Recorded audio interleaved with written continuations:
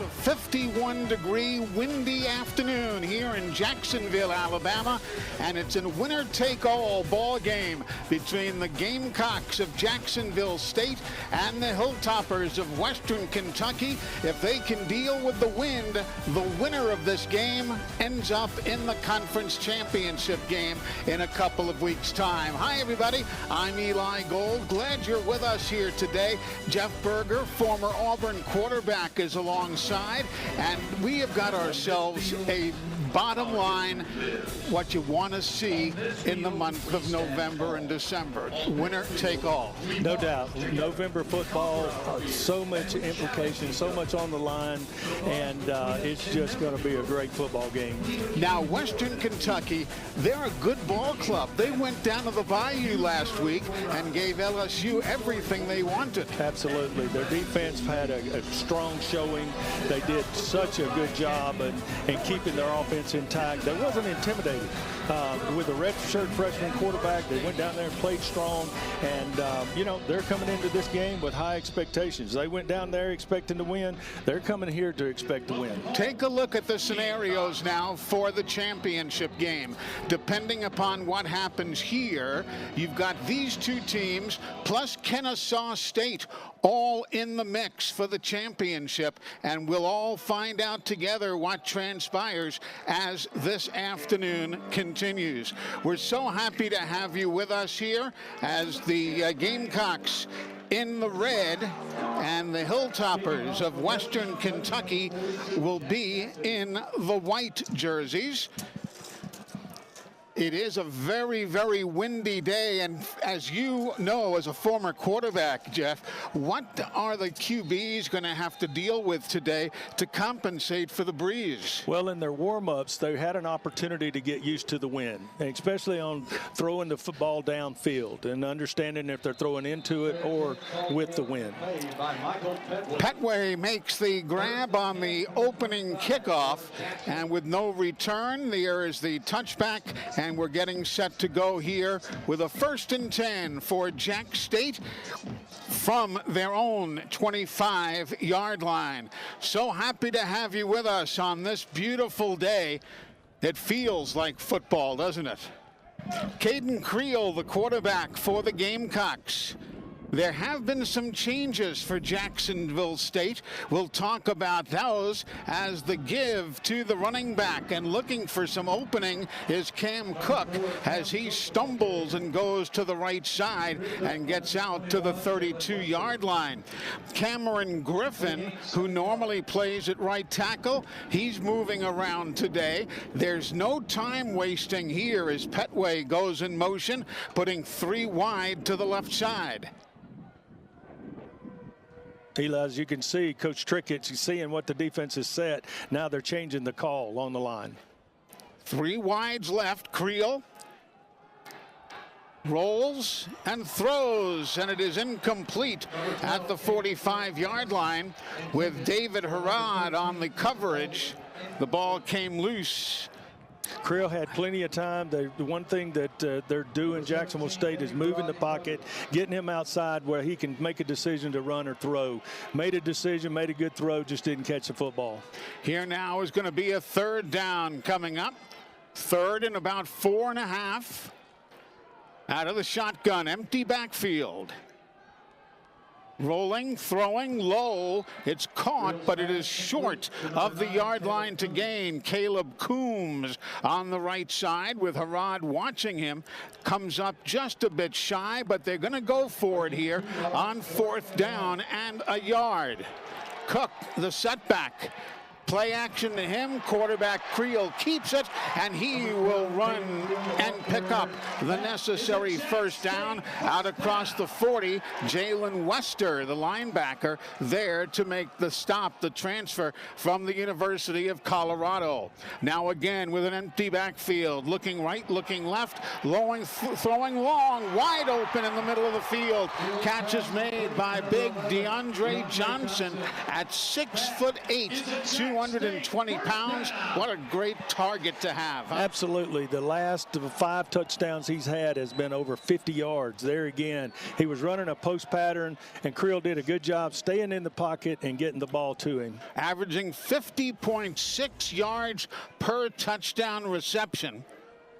253 yards in total picked up in those touchdowns.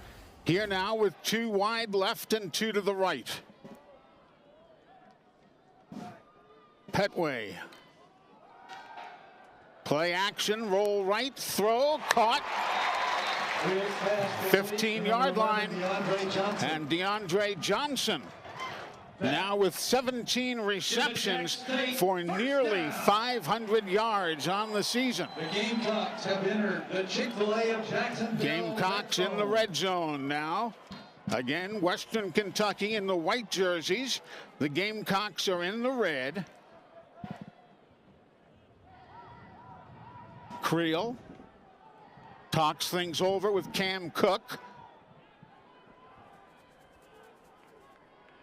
Here now the give. Cook up the middle, cuts around, goes to the end zone, and a touchdown. Cam Cook, who has just now reassumed the lead as the #1 rusher in America, has a 14-yard touchdown run, and the Gamecocks are on top 6-0.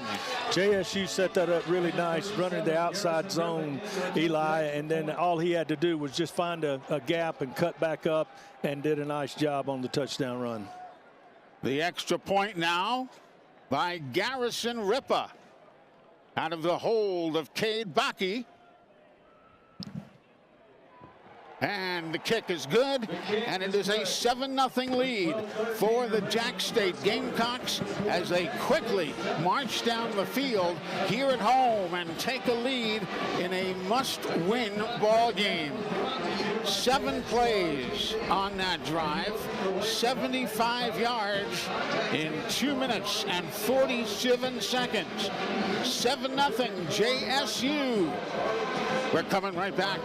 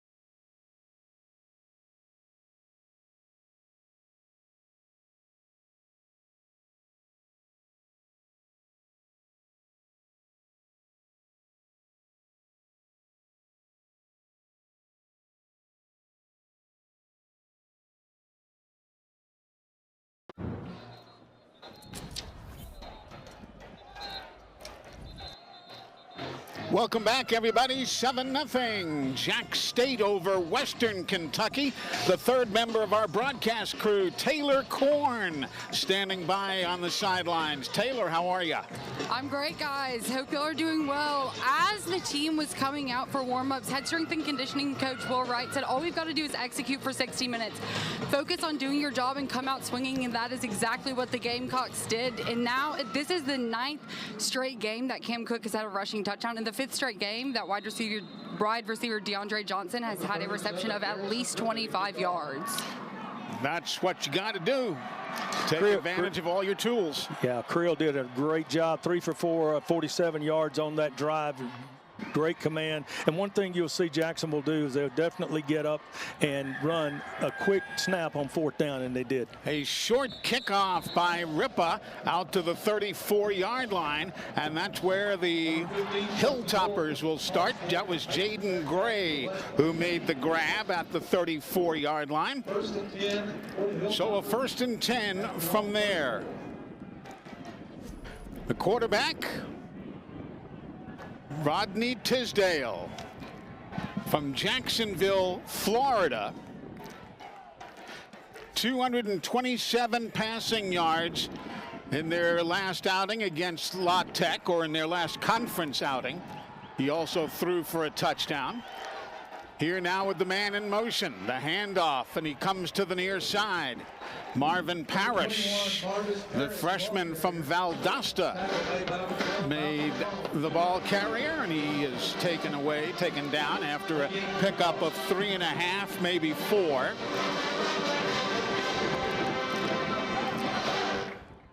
Both teams wasting little time. Parrish, the single setback. Henry goes in motion to the right side.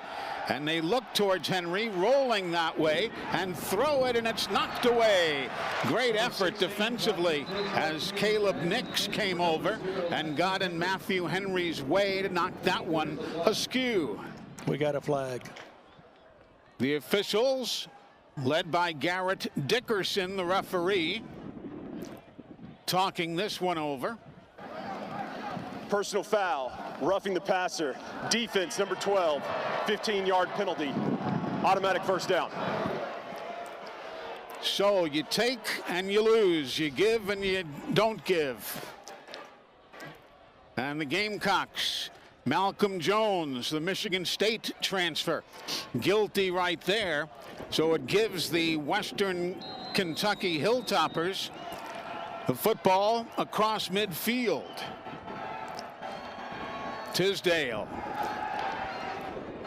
tons of time, throws it to a man wide open, and a reception inside the 15 down to the 12-yard line. Musa Barry, the junior from Norcross, Georgia.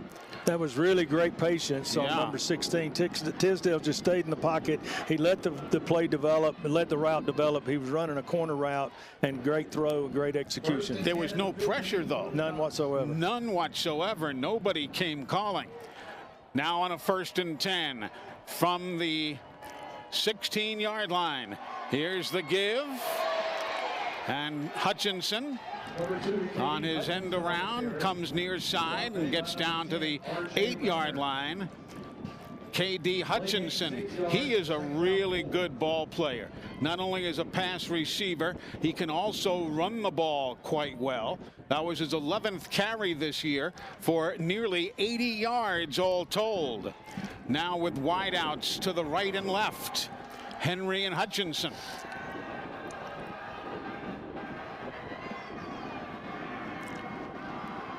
Here's a 2nd down and 4. Inside give, Marvis Parrish. Marvis with a helmet on the turf, which will force one of the Hilltoppers to leave. That's Caleb Nita, their center. It is 3rd. Now 3rd down and a couple. Maybe 3rd and almost 3. 7-0 Jack State, as you see.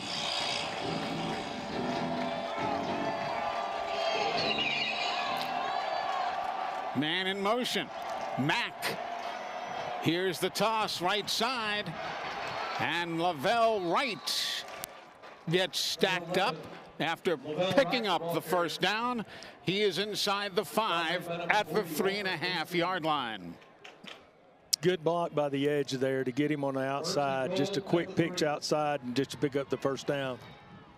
Now Caleb Nitta, after sitting out of play for losing his helmet, he returns the center. Here's a 2nd and goal from the 4-yard line. Quarterback keeps it over the left side. And does he get in? No, he is short by a half-yard as Tisdale got stacked up about a half-yard out of the end zone. Eli, if you'll notice that formation, they put two offensive linemen in the back just to lead him up in there. Gamecock substitute.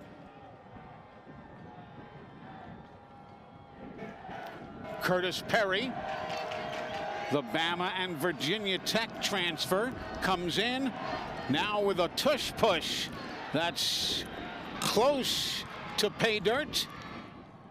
The referees in white shirts say they've got it.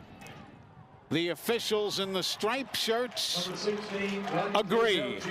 So it is a touchdown with the tush push for the Hilltoppers of Jack State, a 1-yarder. Western Kentucky just pretty much answered Jack State on that drive. Had a good control. The biggest thing was that penalty in the middle with the roughing the passer that helped them get the first down. So Tisdale picks up the touchdown.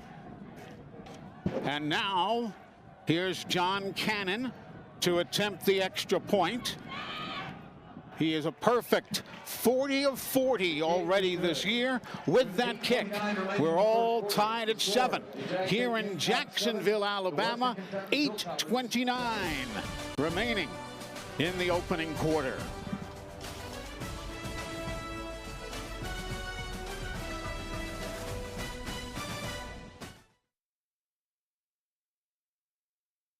What if the spark you've been chasing found the right place to catch fire? At Jacksonville State University, curiosity becomes action. Ideas get tested, shaped, and launched. Every challenge is a proving ground, and every day, another chance to rise. For dreamers, doers, difference makers, and those who want more than just the degree. Where learning, competing, and winning is a Jack state of mind.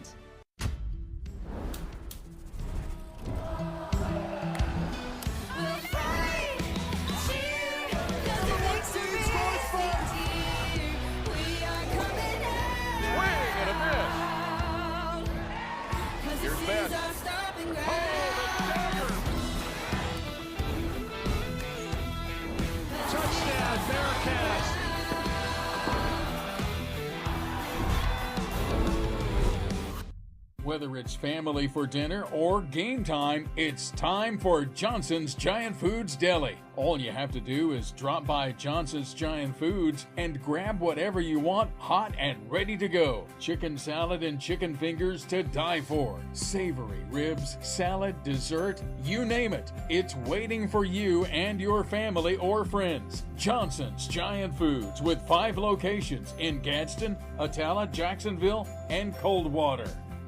Your neighborhood Grub Mart is your one-stop shop for everything you need when you're on the go. Grub Mart features the best prices on Coke and Pepsi products and is the home to the 99-cent bag of ice every day. And Grub Mart is your exclusive home for the popcorn bucket. Purchase yours for only $5.99, then bring it for free refills throughout the year. And save every day with your Grub Mart Super Saver card. When you're on the go, it's good to know Grub Mart has everything you need. Gas, diesel, and delicious Oleo donuts. In business over 78 years, visit your local Grub Mart today.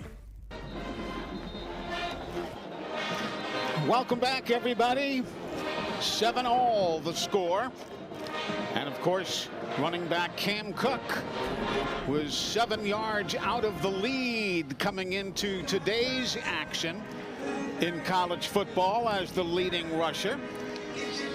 And now, Jeff, he's already got a couple of carries for 21 yards, so he has reassumed the top spot in America. He's had an incredible year. He's just a great young man, and I just really am proud of the success he's having.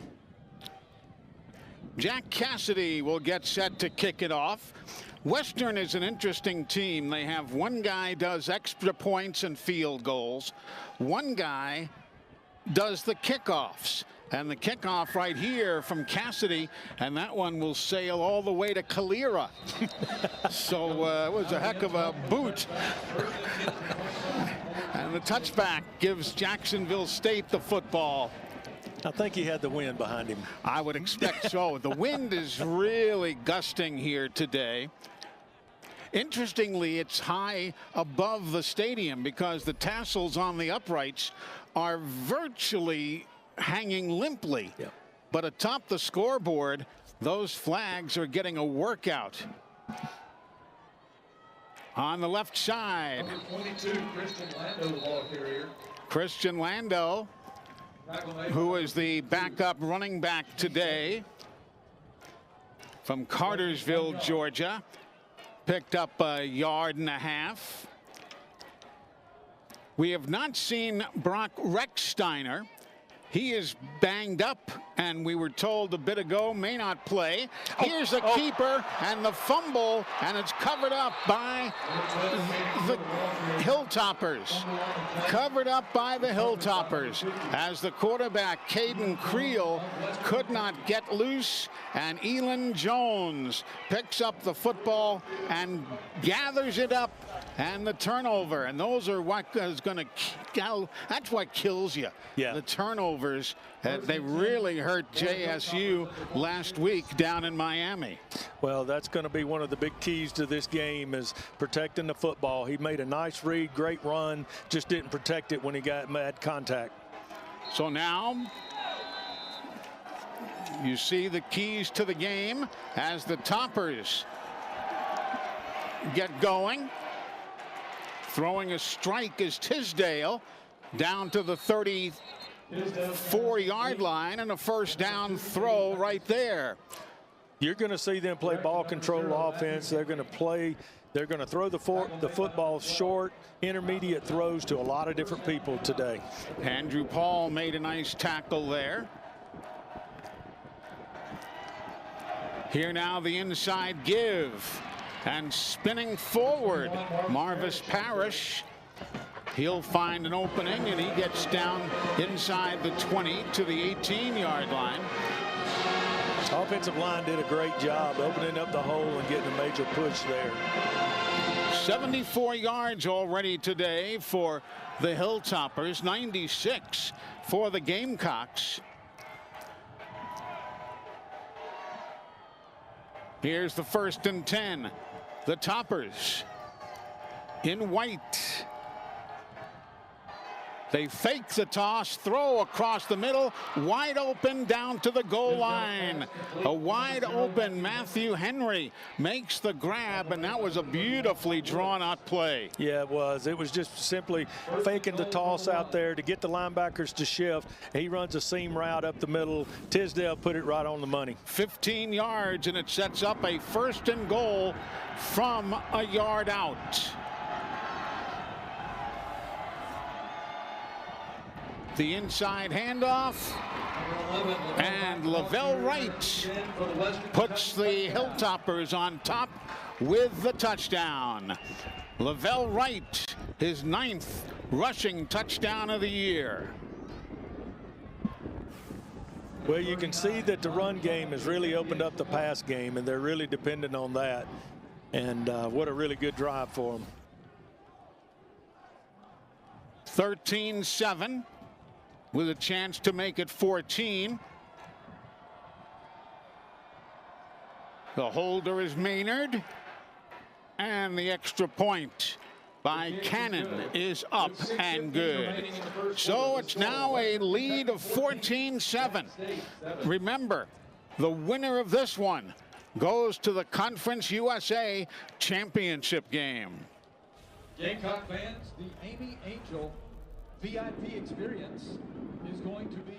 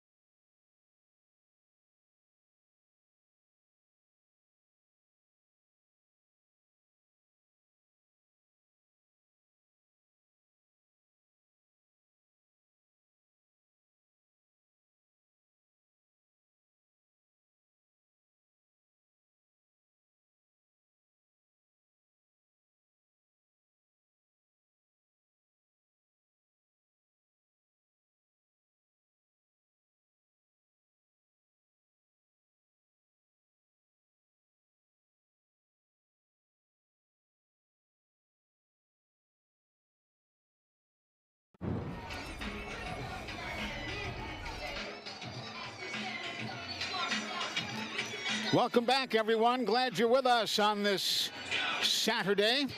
Hey, how was your Thanksgiving? It was good? Fantastic. Good. Good family time, good football time. Very good. Same with us. Put a dent on a big old turkey bird. I don't know why they cower in the corner when they see me coming. I've never quite figured that out. 14-7 for the Hilltoppers, getting set to kick it away. That scoring drive, 4 plays, 46 yards in a minute and 40 seconds. Fair catch by Petway. And the Gamecocks now will have the football going the other way.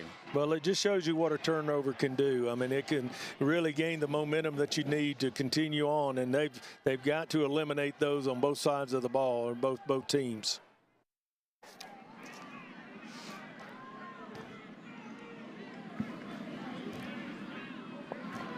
Here now from their own 20-yard line, the ball being snapped from the 25 into the shotgun. Straight drop. Looking, Creel takes off to run and will pick up maybe a yard as we check in downstairs with Taylor Korn. Yeah, guys, a little update on Brock Recksteiner. He's currently on the sidelines with his team and with the offensive staff, but he is in street clothes with a boot on his left foot. Well, we had gotten word about that during the pregame warm-ups. Thanks, Taylor. We had gotten word that he likely wouldn't play, but we were going to wait and see for sure. But that's pretty much the confirmation. Unfortunately, he is the top receiver, or a top receiver, for the Gamecocks. Here now on the quarterback keeper, Creel goes left and gets thrown across to the 32-yard line. Jalen Wester and Elon Jones combining on that stop. It'll bring up a 3rd down for JSU. Recksteiner, by the way, 33 catches for 356 yards and 4 touchdowns this year. So you can see how valuable he has been for Jack State. Cam Cook goes in motion, empties the backfield. Creel looks, has time, but the time goes away and down he is going. That's one of the situations. 3rd down conversions, only 39% for Jacksonville State this year. They have got to eliminate. Yep, Jakeem Fletcher, the Alabama State transfer, took him down. You know, their defensive line and their linebackers, about as active a group as you're going to find anywhere. Oh, no question about it. They did a remarkable job last week, like we talked about earlier, against LSU, and they're having a big day today as well. Connor Donaghy will punt this one away. Fair catch is being made by Jalen Emery, and the Hilltoppers will have the football with what is now a 14-7 lead. A 40-yard punt and no return. This is a crucial down for the Jacksonville State defense. They really have got to stop these guys and slow their momentum, because they've really, last 2 drives, they've just easily went down the field. Yeah, they've given up 97 total yards already. The Gamecock defense has. With 4:04, as you see, remaining there in the bottom of your screen. Very little there. Number 21, as Parrish on the carry. That was Wrapped up by number 99. Parrish on the carry, picks up a couple of yards. Marvis Parrish went to Lowndes High School in Valdosta, Georgia, one of the powerhouses down there in that part of the Peach State. Underneath they come. And that'll be close to a 1st down for Jairus Mack. Jacksonville And they will playing, give him the first down, Jeff. Yeah, they're playing a bend, don't break. But, man, the offensive line is doing a great job giving Tisdale plenty of time. A ton of time, exactly right. Now in motion, Jay Iris goes right. The play comes left, and fighting is Marvis Parrish. And he'll get up to the 47-yard line, maybe even the 46 going the other way. So he picks up another handful plus. Second down and 2. With 2:38 remaining. The inside give and the first down for Parrish. You'll see Jack State start bringing some pressure. Osteen, number 40, pretty much blitzed the gap there and was able to kind of help hold up the run there. Substitutions. Jacob Cruz in it, outside linebacker for JSU. Myers and West, the tight ends, shift to the left side. And here's an option pass going back the other way. It's a one-hopper to the quarterback, and that razzle-dazzle is incomplete. Cameron Flowers trying to key that play, but it went nowhere. It went nowhere, and that's a dangerous play, and it turned out good for Western Kentucky. It could have been a lot worse. Second down and 10. Football at the 45. Tisdale has Hart behind him or beside him. There's the toss to George Hart III. And he took a pretty good hit as he picks up a hard-earned 8 yards on the play. Travis Franklin Jr. combining on the stop, and Hart is gotten up to his knees. He's on the Doak Walker watch list. Hart was transferred into Western Kentucky from Arizona State. Yeah, Noah Myers is really doing a great job sealing that corner off the tight end position in the right tackle. That's why they're able to get outside as easily as they have. And Hart is okay. He walks off. They are 1 of 1 in third down conversions. Western is.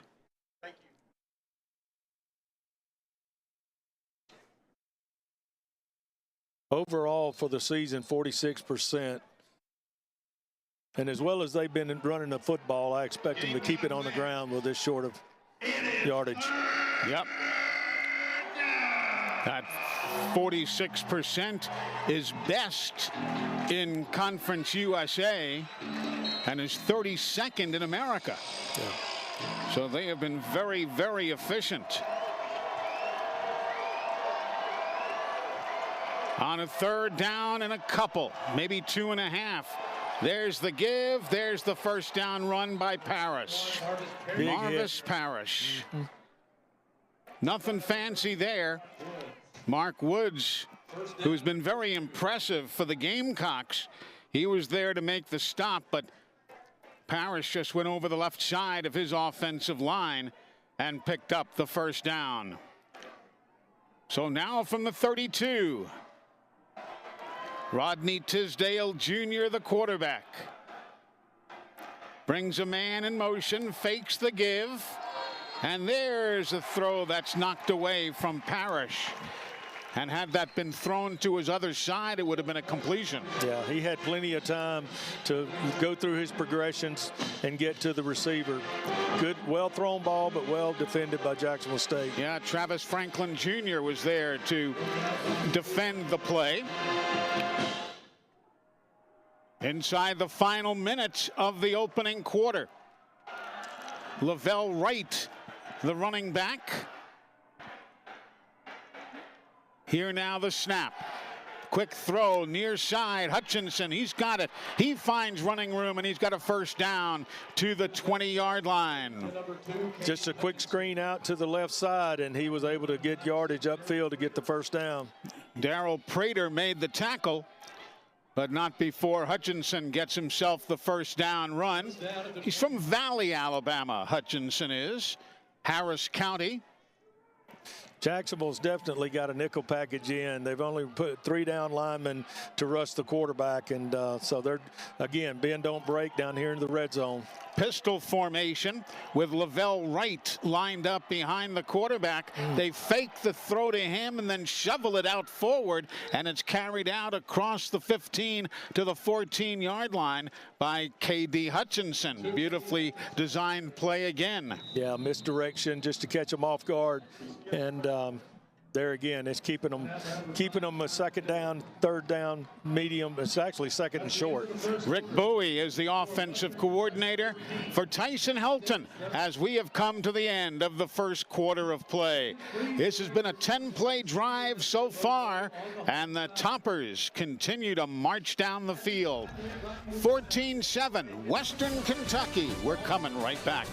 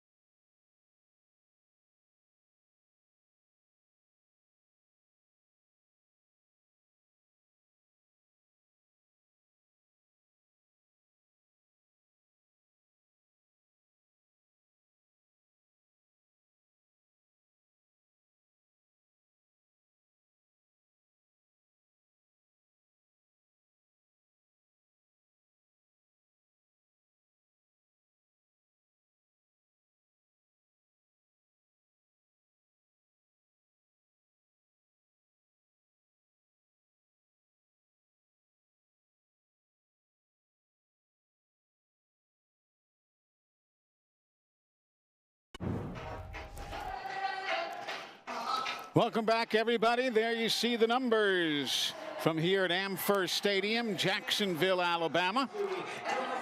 Hey, how about the coaches here today? Not just the head coaches. We've got guys here who are on the list for the Frank Broyles Award as the top assistant coach in all of college football.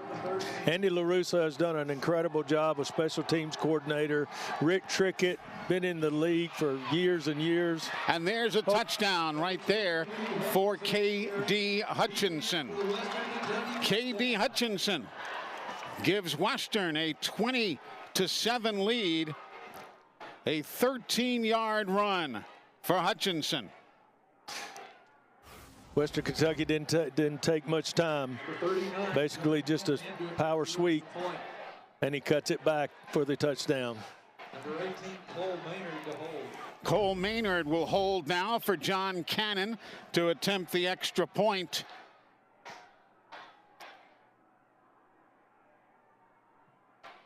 And there it is, 21-7. With 14:53 remaining in the first. So 21-7. You know, you told me earlier it wouldn't surprise you to see us just move back up and down the field on both sides. Both offenses are very explosive, and Western Kentucky's just been able to do what they wanted to do, control the football, and that one turnover just really shifted the whole momentum of the game. That 11-play drive has put the Toppers on top, 21-7. I stand alone with fire inside, with passion burning in my veins. Hey Gamecock fans, ready for a winning drive? Then get to Cooper Chevy GMC in Anniston. Choose from hundreds of new Chevys and GMCs, including a great selection of Car Bravo certified used. Score big with low finance rates and ask about their guaranteed credit approval program. And get top dollar for your trade, no matter the yardage. Your road to victory starts today at Cooper Chevrolet GMC in Anniston or online, cooperchevrolet.com. Official sponsor of JSU Athletics. There's losing, and then there's being the loser. Game time comes with enough pressure. Way too often, people are betting on sports, losing, and taking it out on the athletes. Only a loser would harass college athletes after losing a bet. But it happens almost every day. Root for your team. Get crazy when the buzzer sounds. But don't harass anyone because you lost a bet. It's time we draw the line and put an end to the abuse. Brought to you by the NCAA.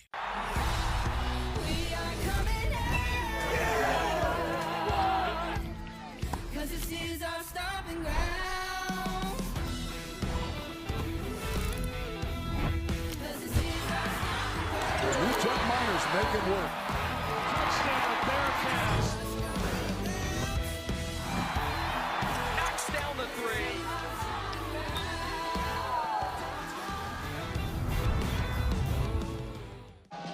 I stand alone with fire inside, with passion burning in my veins.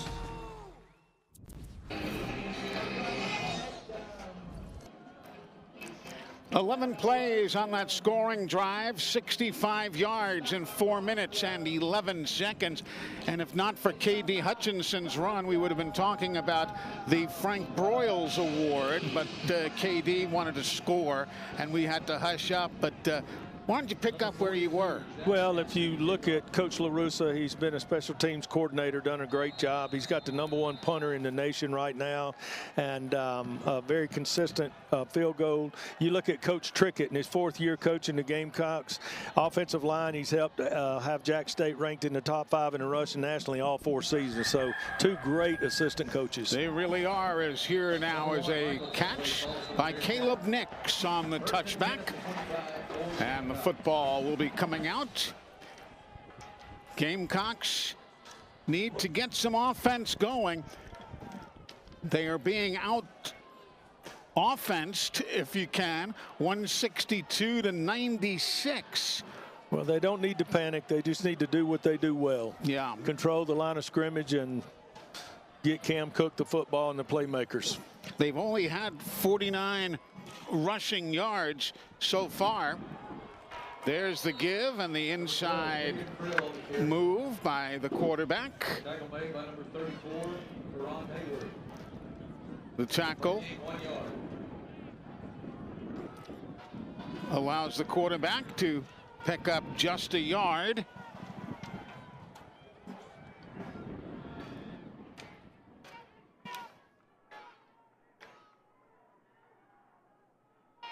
Faking the toss, look out from behind. There's Cam, he's got it. He's to the 35-40 down the right sideline. Outstanding job. Had a weak corner blitz come in. It almost got to Creel, but he was able to get the ball out there to Cam. That's the one great thing about him. He's so versatile as a back, but he's a great receiver as well, Eli. Yep.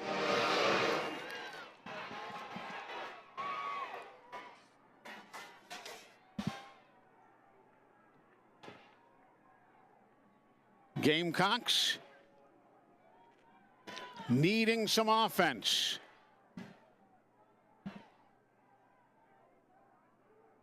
Cam comes to the near side. Quarterback looks at him, and Creel keeps it.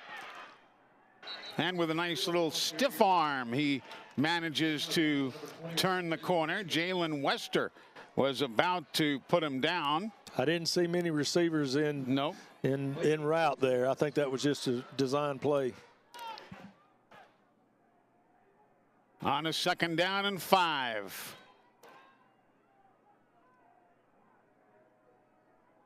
Hamsley moves to the right side of the formation. The tight end, Pearson Baldwin, one of 2 men stacked up on the left side. Cam Cook, the running back, gets the handoff, spins, gets hit, and down he goes. The rushing numbers today, only 55 yards for the Gamecocks so far, and Cook 3 carries for 21. Yeah, they need to get the ball in his hand. He's done a great job receiving the football and rushing it when he's gotten the ball in his hands. Petway is wide to one side, Johnson to the other. And there's the give to Cam, who slants left and picks up the 1st down, getting across the 30-yard line. Yeah, Jacksonville's got some momentum. They need to keep it moving. But right now, this is where Western Kentucky shines. Their red zone defense has been spectacular all year long. It really has been. Defensively, they're 2nd in the conference in 3rd down numbers.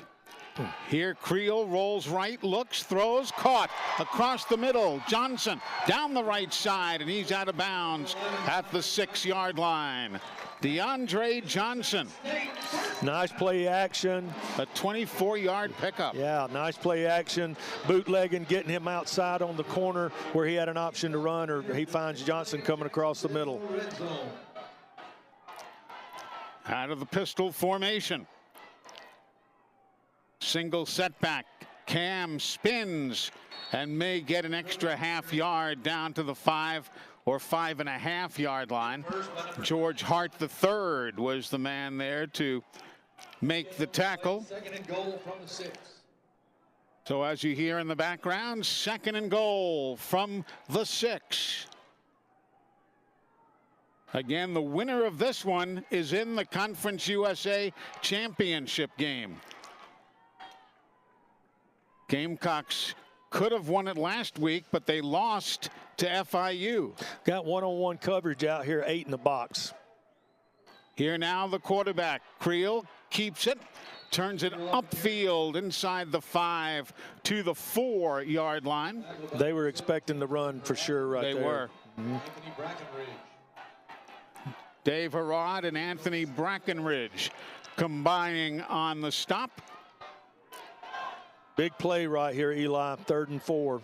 I expect the Gamecocks, this will be a 2, possibly a 2 down. Sure, we're in the touchdown. We're in 4th down situation yes, here. Sir. With Cam Cook to the right of his quarterback. Creel looks, sees an opening, but it disappears as the defense collapses in on him at the 10-yard line. What they did need right there. You can see the field goal unit coming on. Yep. That was Robbie Harrison, the transfer from Arizona State and Indiana, who was in on the stop. So a 27-yard field goal attempt by Garrison Ripa. The snapper is Cole Marzalek. Cade Bakke is the holder. normally. But now it's Cade Cunningham, and the kick is up, and the kick is good. So a 27-yard field goal. It's a 21-7 ball game. Western Kentucky showing the way.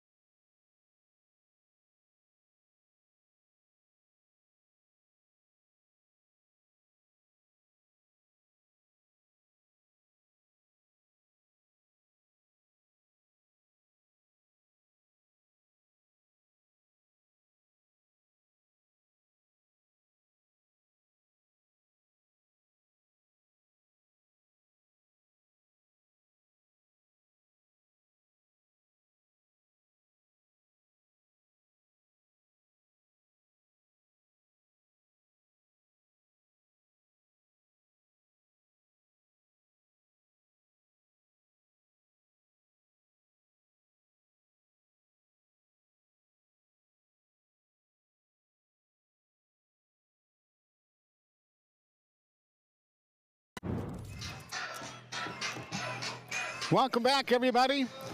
There's the story right now. In the battle for the spot in the championship game of Conference USA. Again, if Jacksonville State wins, Kennesaw State would be here for the championship game. If Western wins, then Kennesaw State would be at Western Kentucky. If Western loses and Liberty defeats Kennesaw, then Jacksonville State will be at Western. We'll update you on all of that as we go. There'll be no quiz here. But there are a lot of possibilities still in play. The best one, win the game and you're in. And there's the kick, and that's out of bounds. A kick out of bounds with the flag being dropped. Garrison Ripa guilty of that kick out of bounds. Well, if you look at the stats across the board. Kicking team. Ball be placed at the 35-yard line. First down. That was referee Garrett Dickerson. You were saying, sir. Yeah, if you look at the stats across the board, they're very even, but Western has really gotten control. And like I said, that one turnover kind of shifted the momentum, but Jack State was able to go down and get a field goal to bring it back 21-10. So here come the Hilltoppers. Both teams are wearing the white helmets. The Toppers are in the white jerseys.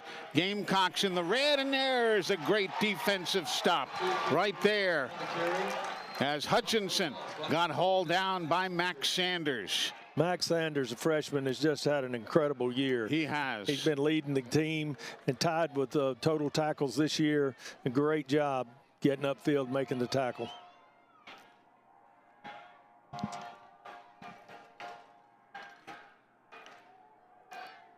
Setting the offense. Checking with the head coach. Tyson Helton over on the far sideline.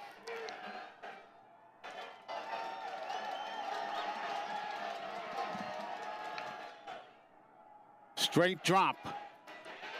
Tisdale takes off running. Ooh, and he paid the price for that one. Yes, he did. He paid the price, but so too did one of the Gamecocks. Everybody got crunched together there. And an injury on Max Sanders. Boy, you don't want to see that. You don't want to see anybody get hurt. No, not at all. But Mac, who's an outstanding athlete, he's a great baseball player coming out of Ola High School in McDonough, Georgia. But we're going to take a break while they tend to Max Sanders.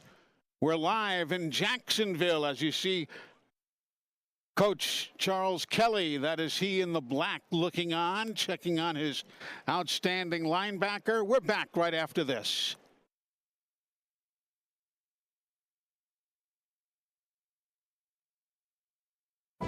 At Jacksonville State University, the journey starts with you.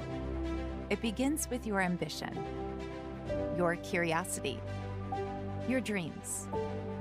Here, you forge your own path. You have the power to make a difference, explore new horizons, and turn your passions into your future. At Jack State, we journey forward together. The journey starts with you.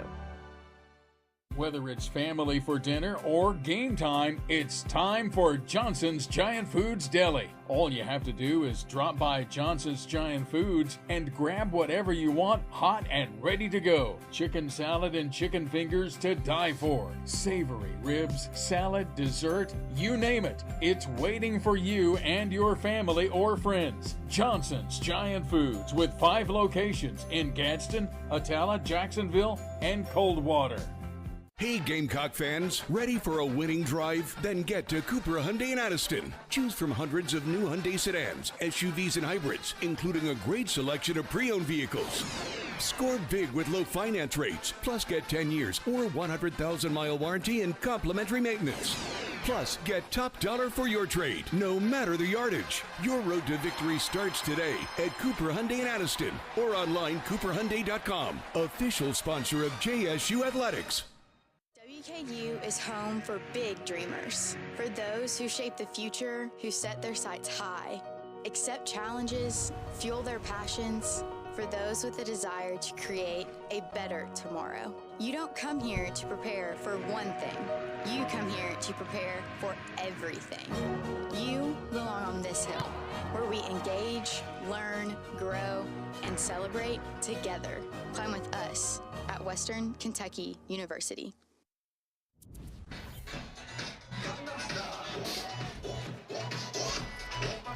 There's Mac walking with the trainers back to the Loring and Debbie White football building.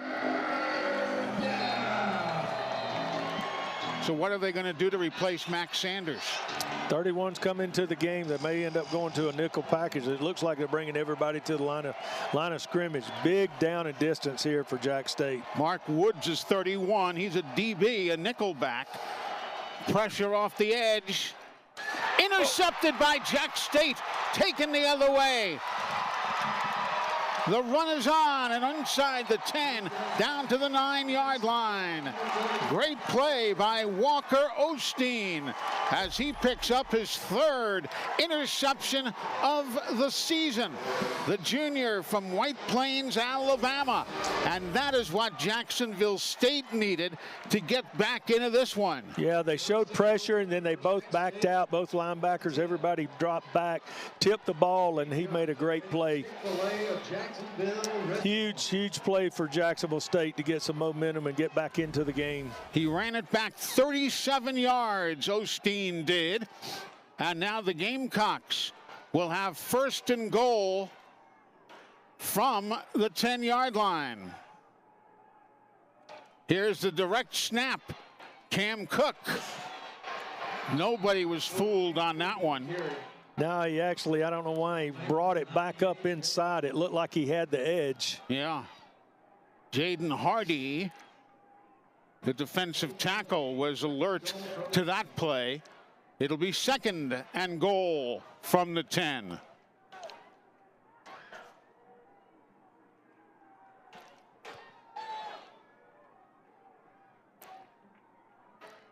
Cook to the right side of Creel. Creel keeps it. They really do tend to run up the middle a lot in situations like that. Anthony Brackenridge, the senior linebacker from Jacksonville, Florida, saw that one coming. And it brings up a 3rd and goal now from about the 13-yard line. DeAndre Johnson to the right side has the big size advantage on Nazir Ward, the defensive back. Quarterback Creel steps up, looks, still looks, and takes off to the 5, but it will not be enough to get to the end zone. But here comes a flag. Let's see what that flag was all about. Creel was saying face mask, and he came up showing face mask, and it was a late flag. That may be the break Jacksonville needed. Jalen Wester was the linebacker there who was in on the tackle. Let's hear from Garrett Dickerson. Personal foul. Face mask. Defense, number 17. The penalty being forced half the distance to the goal. First down. They're going to call it on Dave Harrod. But what it does do is reset the down counter. The automatic first down brings up a 1st and goal from 3 yards away. Automatic first down. Gamecocks trying to claw their way back into this one.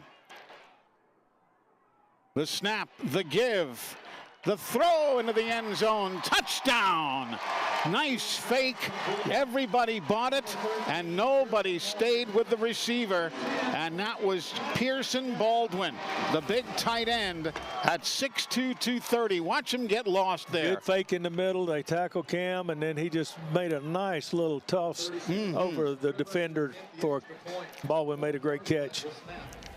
He peeled off that block so nicely. Cade Cunningham will hold. Garrison Ripa boots it, and the extra point is up and good. So a 3-yard touchdown pass. Jack State is on the board, down now by 4 as we see the return, hopefully full-time return for Jack State fans.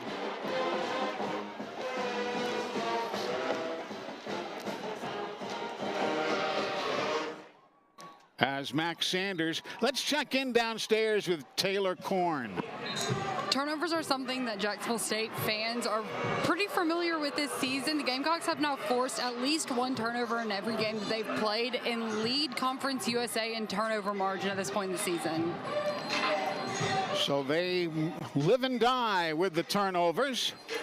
That was a 4-play scoring drive. 10 yards in 1:47 after the Walker Osteen interception. Yeah, big penalty there to keep Jack State alive. So it's now a 21-17 ball game. The Hilltoppers' red zone defense, like I said, only 37% of the time this season that they've allowed people to score touchdowns. Here's Cameron Flowers. Great coverage. Yeah, he gets snowed under at the 9-yard line. Momentum is such a big factor in these games, and you can just feel right now that Jacksonville is getting some momentum. They are, after being after getting into a bit of a, I don't want to say a slumber, that's not fair, but just being run over by Western. Yeah, getting pushed around. They are now saying, all right, time for us to assert ourselves. Yep. Which they're doing here at home. Parrish, the running back, gets the handoff. and doesn't go far. He'll pick up a yard out to the 11-yard line. Number 92, Talon Carter. Yeah, Talon Carter wasn't allowing it. No, Talon Carter from Ocean Springs, Mississippi. His 41st tackle of the year. Here now is 2nd down and 9. A lot of motion in the trenches. Straight drop, quick throw, and it got through with a lot of oomph on it to Matthew Henry. Number 0, Matthew Henry. Nice throw underneath. Tackle made by number 12, Malcolm Jones. He is a Western Illinois transfer. Matthew Henry is. And 1st down. So now with a 1st down for the Toppers. The inside give, and they slash with Marvis Parrish to the left side. They gain 2 yards. 2nd down, 8. Again, trying to establish the run, definitely. So far today, 73 rushing yards for the Hilltoppers, 61 for Jack State. Straight drop, quick throw, left side. Parrish gets tripped up. If not, he'd still be running. He gets rolling out to the 26-yard line. Holstein did all he could do to get there. I mean, he had such an advantage, and he saw he had the shoestring him. 37 rushing yards for Parrish today. He is the leader in this ball game of yards gained. 3rd down, they are 2 of 3, the Hilltoppers today. Big opportunity here on 3rd and 3.5. Straight drop, looking, throwing, and it's covered, but there's all sorts of flags coming. Tyron Taylor with Musa Barry as the intended receiver. And it looked as though Tyron Taylor, the Memphis transfer, got caught with his hands in the cookie jar. No question. He had his hands all over him. They were battling. Pass interference. Defense, number 5. 15-yard penalty from the previous spot. Automatic 1st down. Yeah, big penalty. Yeah. Drive extender there, but there was no question about it. Good call. 2nd penalty, a loss of 30 yards. All total against the Gamecocks. You see the time remaining, 1st half.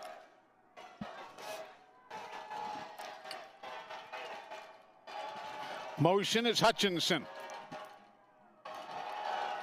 There's the give to Wright, and Lavelle Wright goes left and picks up a yard. Lavelle went to Kentucky, and then Austin Peay.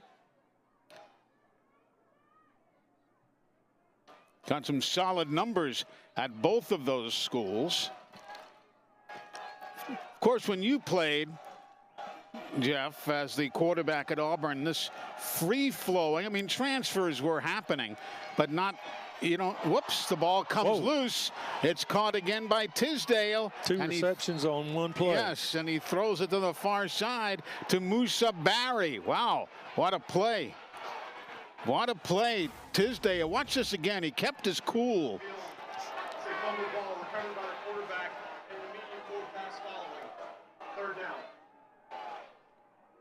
Just came out of his hands. Yep.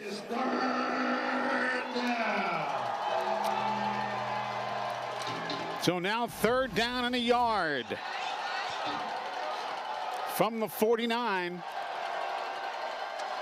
Shotgun for Tisdale. Play action, throws it outside of the intended receiver. Looked like the play was stopped. Yeah. Somebody called a timeout. That last play is under further review.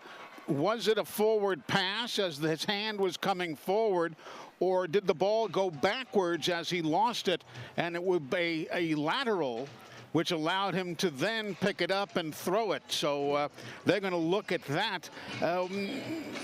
Jeff, I was saying when you were playing, there were transfers certainly, and I know you yourself were rumored at one point of being solicited by other schools, but it's not these guys now. You see fellas playing for 4 and 5 different schools in 4 or 5 years. I just don't know how that works. Well, the bottom line, for us back in the day, if we left and went, we had to sit out a year unless we went down, down a level. Yeah. And these guys, there's the no paging penalties. system for the instant replay malfunction. There was no stoppage on the play. 3rd down. So the play stands as the replay system was not working. Wow. Coach Kelly was really asking, and he was talking to the side judge about that to get them to look at it. Yeah.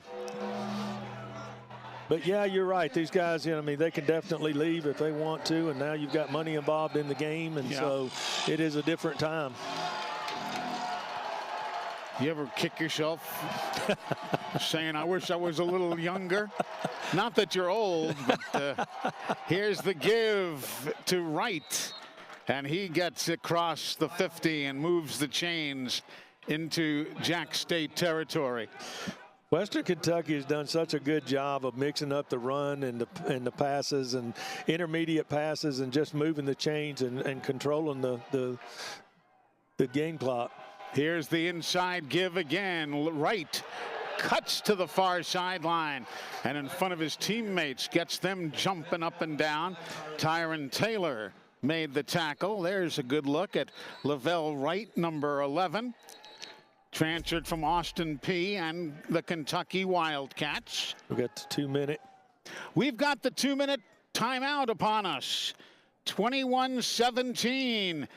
That's the score here in Jacksonville, Alabama.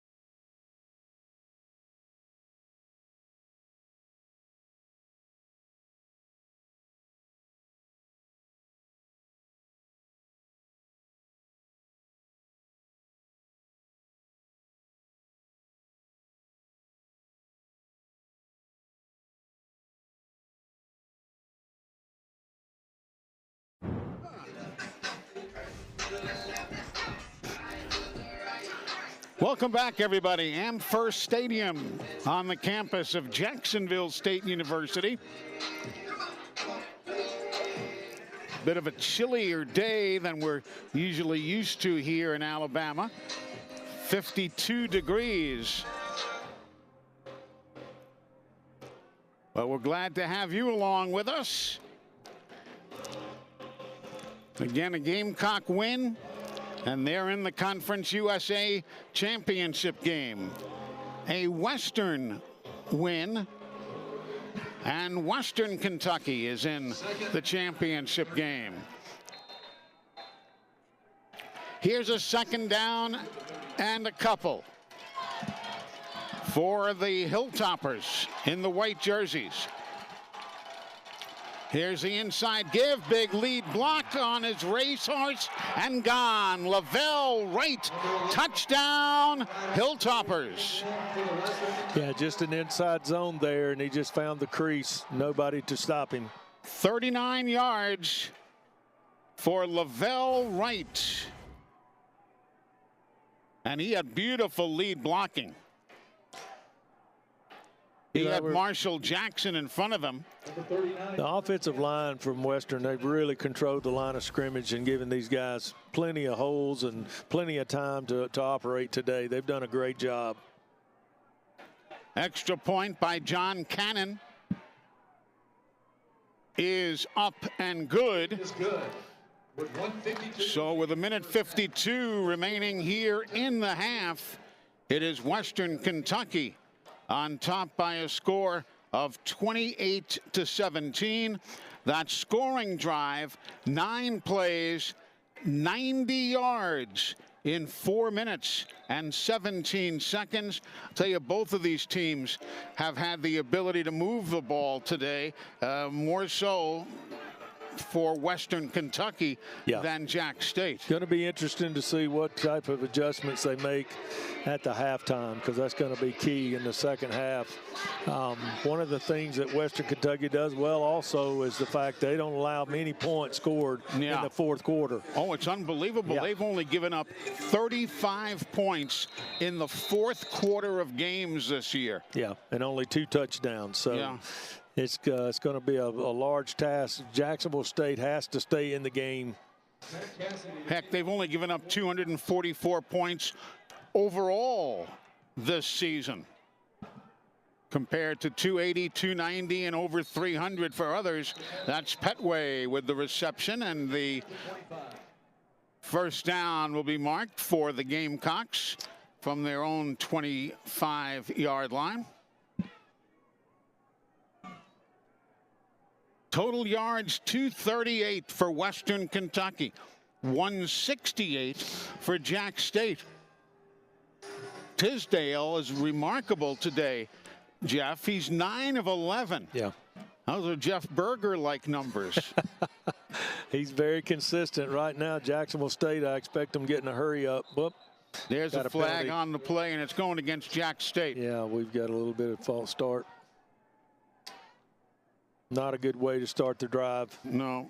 Referee Garrett Dickerson. Offense, number 54, 5-yard penalty, first down.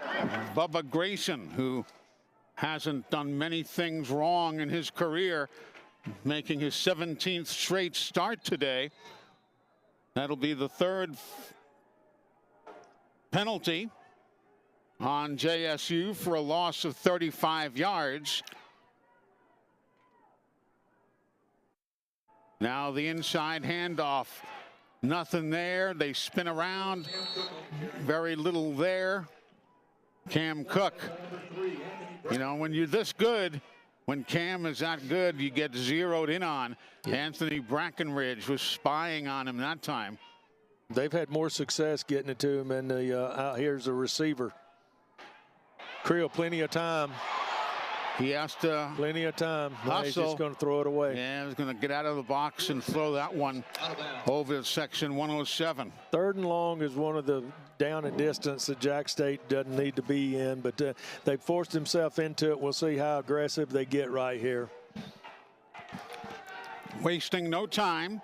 They are 1 of 4 in 3rd down conversions today. Oh. Creel gets away. Creel still running. Creel to midfield. That's one thing he does so well, is extend the play. If you get pressured and he finds a crease, he can get it upfield for you. And a great job there. He's done it all year long. He's had 3 consecutive games with 100 yards rushing and 100 yards passing. Today, he's already had 107 yards passing and is now at 62 rushing with that 28-yard scamper right there. With 3 men wide left. Caden Creel. Ooh, that time looking for Cam Cook, who lost his footing, went down. Very, very dangerous pass as it turned out. 28-17. Ripa's had a couple of 52-yarders. If they could get 15 to 20 yards here, they've got an opportunity to get some points before the half. Now Ripa's longest kick this year, 52 yards at Sam Houston. Or the game winner. Yes, the game winner. 2nd down and 10. Only rushing 3. Creel runs left, throws. Yeah. Nice grab. Held on to by Franklin Barrett. Good job getting outside. Only his 5th catch of the year. And now timeout is being taken by the visitors. Western Kentucky's head coach running up to the official and calling timeout. I'll tell you, between all the Heltons and all the Tricketts, you got family affair going on here. But tell you, these are great, great coaches. Oh, great coaches, great legacy, great family. You've got Kim Helton, and well, we look at Coach Trickett here for the offensive line coach. Definitely Travis Trickett, his son's working at West Virginia. Clint Trickett on staff here as offensive coordinator. Then if you look on the other side over there at Western Kentucky, Kim Helton. I mean, a journeyman that played or coached in the college ranks, NFL, CFL. Son Clay, head coach down at Georgia Southern. Tyson doing a great job in his 6th year at Western Kentucky. Their mother drove the bus for the Memphis Tams. No, I'm just kidding. Just kidding. But seems like that. I mean, there have been Heltons around and Tricketts around forever. Here now. Oh, Wimsat's in the game. Wimsat to throw. There it is. Has a man downfield holding. He was looking for DeAndre Johnson, who got tied up in a package, and the flag came flying in as the quarterback with the big arm, Gavin Wimsat, the transfer from Rutgers and Kentucky, let that one Pass fly. interference. Defense, number 6. 15-yard penalty from the previous spot. Automatic 1st down. Nazir Ward. Eli, he had to pretty much interfere, or that was definitely going to be 6. Yep. He put the Winsap made a great throw, put it right on the money, and he had to go after him. He sure did. Definitely in field goal range. From the 22, maybe the 23-yard line. You see the time remaining, 22 seconds. Oh. Throwing end zone corner, diving, got it, touchdown, DeAndre Johnson. What a catch. And he shook himself up on that play. He fell on the football, a 22-yard reception. What a grab it was, as you've said. What a catch. The defender went after the ball. Creel steps back, he lets it go. And as we can see, that guy went over the top. He was expecting him to throw it outside. He threw it inside, and he just dove and caught it. The trainer's out now, tending to DeAndre. I've been so impressed with DeAndre, how he's developed. The first 4 or 5 ball games, he had no touchdowns. That he has really come on late in the season and made huge plays for Jacksonville State. And you see those numbers on his size. 6'8", 220. Who was the biggest target you had in your playing days? I had a guy named Lawyer Tillman. I've heard of him. Yeah. 6'4", 38-inch vertical jump. Lawyer made me a lot better than I really was. Still 4 inches shorter, though, than DeAndre. Absolutely. And you're talking about a redshirt sophomore here. This young man has enormous talent once he figures it out, and I think he has. The scoring drive, 6 plays, 75 yards. I love the way he maneuvered his body there to get around the defender. Eli, this was a huge drive to go down and get, especially to get 7 points. Yep. And the extra point is up and good with 15 seconds remaining in the half. So it's now Western Kentucky on top 28-24. And you've played this game, obviously, at a very, very high level, Jeff, when you quarterback the Auburn Tigers. How devastating is it to give up a touchdown in the final few seconds of a half like this? Does it really carry over into the locker room, or, or do we make too much of that? No, I don't think so at all. I mean, if they had stopped them there, just think of the advantage they would have had. But when you're able to come back and get a touchdown like that and have that momentum, that's something to build off of at halftime, and the coaches will. 6 plays, 75 yards, as we said, in a minute 37.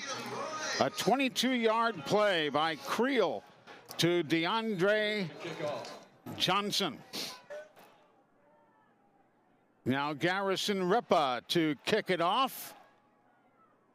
Cameron Flowers and Dominic Oliver are deep. There's the kick. And the touchback. It goes into the end zone for the touchback. So now with 15 seconds remaining in the half. Hey, don't forget halftime. We'll, of course, take a look at the first half, but we've also got highlights for you of all the great games that took place in the conference last week and over Thanksgiving. So stick around. That's coming up at the half from here in Jacksonville, Alabama.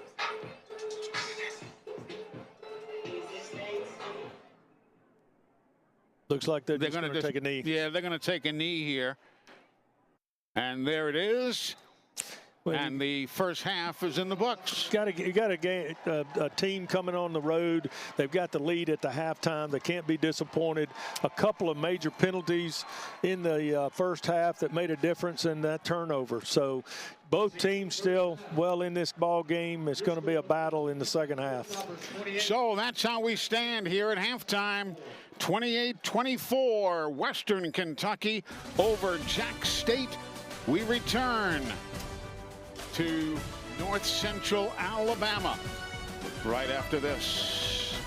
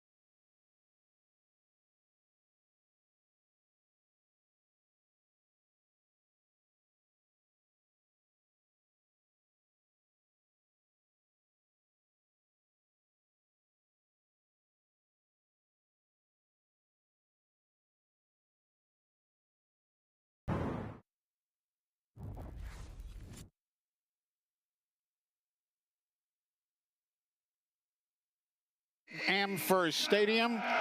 One of the very best bands in America, better than 500 members in total, and they are entertaining here at halftime as Western Kentucky leads Jacksonville State 28-24. I'm Eli Gold, Jeff Berger alongside Taylor Korn down on the sidelines as we bring you this major game. Hey, and there's Jim Case on the left there. Jim is my broadcast partner on Jack State baseball, longtime head coach here, and he's got better than 600 wins. He and those others were inducted into the Hall of Fame here yesterday, the Jack State Hall of Fame. Jim Case is a dandy. He's a great, great guy. Yeah. He is. How many years did he coach? Forever. Yeah. Yeah, he was there when they made the first baseball.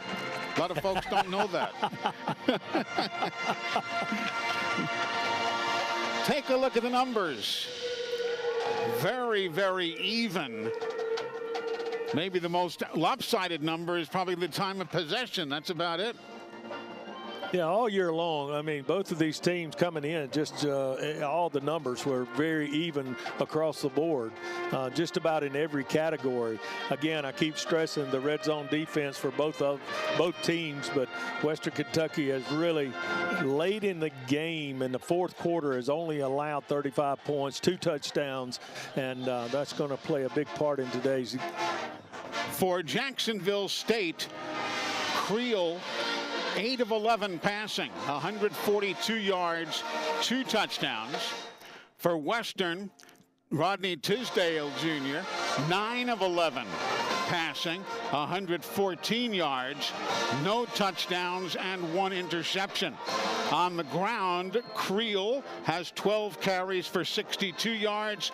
Cook has 7 carries for 28, while Western is led by Wright. He had 7 carries for 58 yards, and Parrish 9 carries for 37. The receiving numbers, Jack State led by the big guy, Mr. Johnson. He's got a 6'8" frame that he has used to his advantage for 4 receptions for 93 yards. DeAndre playing very well, while it was Matthew Henry with 3 receptions for 43 yards as the leading pass receiver for Western Kentucky. So that's what's happening here at the half. When we come back, we're going to take a look back to last week and some of the highlights of action from Conference USA. That's coming up next as we continue from Jacksonville, Alabama.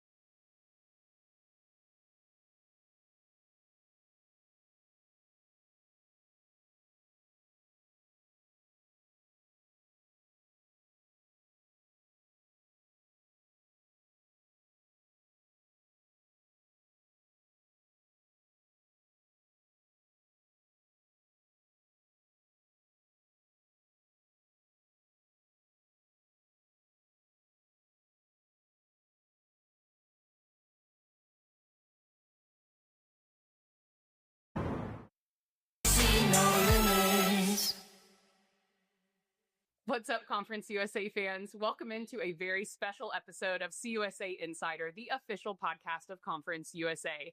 You know, it's Thanksgiving week around here, so we have an extra special episode for you because Thanksgiving is all about family. So joining us today, we have my family. We've got Ray Rudolph over here, 5 years old. Vernon Rudolph right here, 3 years old. And we've got some other special guests on the show today, too. Josh is joining us. And who is with you, Josh? I have my son, Theo. He's 3. Can you say hi? Perfect. And we wanted the kids to be on the show today because we're here to have a little bit of fun. So to start things off, before things get a little too crazy around here, we are going to let the kiddos pick who they think are going to be the winners of the Conference USA Championship. If you missed it, we've only got three contestants left, 3 contenders left for the championship, and we have their mascots sitting out here in front of us. The kids are choosing solely based on mascots. You know how some women do that at March Madness time? We're doing it with the kids today. So we have, I'm not even going to tell you who they are because I just want you to pick. Yeah, all right, Theo. So who's your pick to win the Conference USA Championship this year? Big Red. All right, we got 1 vote for WKU. All right, Vernon. Who is your pick? Which one of these mascots do you think is going to win the Conference USA Championship this year? The parrot. The parrot. The parrot, everyone. He has picked the parrot to win the Conference USA Championship. Sorry, Cocky. We know that, yeah, you're not the parrot, but... All right, Ray, it's your turn. Final pick. Who do you pick to win the CUSA Championship? Big Red. Big Red. Wow. My girl, 2 favorite votes. mascot here in Conference USA. All right, 2 votes for Big Red, 1 vote for the parrot, also known as Cocky at Jacksonville State. Josh and I think maybe we'll make our picks for who we think will make the Conference USA Championship maybe later in the show. Yeah. But that's some exciting stuff. We're going to let the kiddos stay around for us to watch Week 13's top plays so that we can see if they've got any commentary based on it. But let's just go ahead and roll right into it, starting at number 5. All right, can you guys see them? All right, we're going to see a couple of really great plays here from around the league this week. All right, Amari Odom, what a week for him. Touchdown pass here to Gabriel Benyard. Yeah, and it feels like every week he can just throw the ball up into the back of the end zone. And Gabe Benyard's somewhere over there. And he gets another one here to get the Owls on the board early in the game. All right, coming in here at number 4, right, Ray? Number 4. All right, Joe Krasinski's touchdown pass to Alex Perry. Yeah, what an incredible effort. Turns on the Jets here, get down the sideline, and he carries a couple Gamecocks there into the end zone for a big touchdown. Huge upset for the Panthers. We'll talk about that later. It was a big game for them, absolutely, with a lot of implications leading into this upcoming weekend. And we're going to transfer here over to number 3 here in just a moment. Are you 3, Brennan? Yeah. Are you 3, Theo? Awesome. Skylar Loeffler's touchdown pass to Kenny Odom. I had to watch this one back a few times just to figure out truly how he brought this pass in. But yeah, it goes behind the defender, one arm, inside arm, brings that one in. Great touchdown there for the Miners. All right, coming in at number 2, we have Coco Brown. He's back again with another hurdle.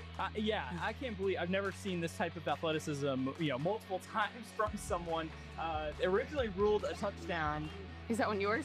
Yeah, sure. Yeah. You like orange. It's your favorite color. Oh, yes, that's right. All right, come here at number 1, our final play of the week. No doubter. Traquan, one-handed interception. Yep.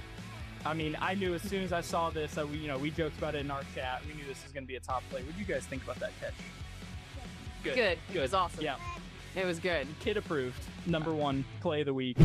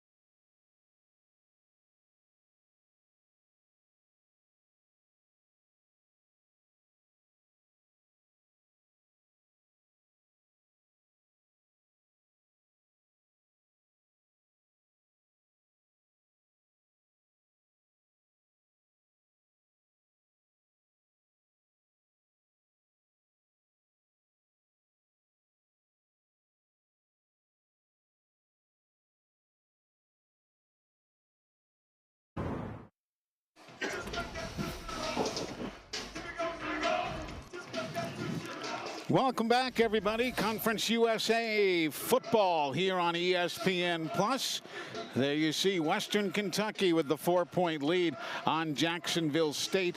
A lot of the numbers are very, very interesting to analyze, particularly Jacksonville State's rushing numbers. They're normally in the 400-yard rushing area, seriously.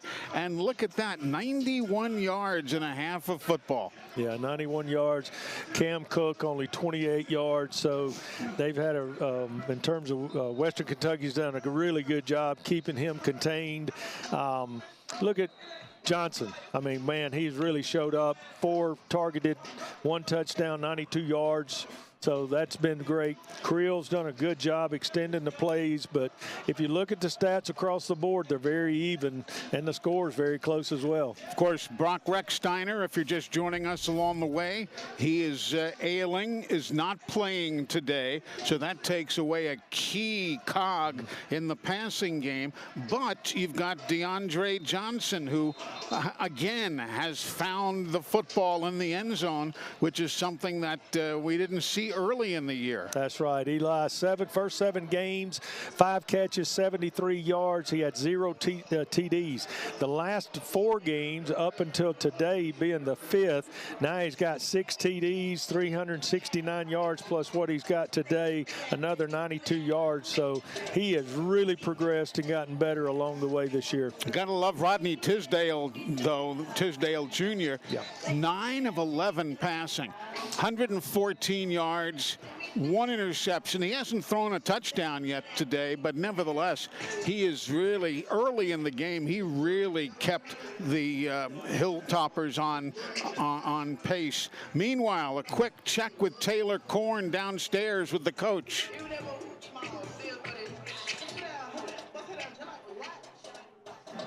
I talked to Coach Helton on the way into the locker room and asked what the key to protecting this lead was, and his answer was very simple. He said score.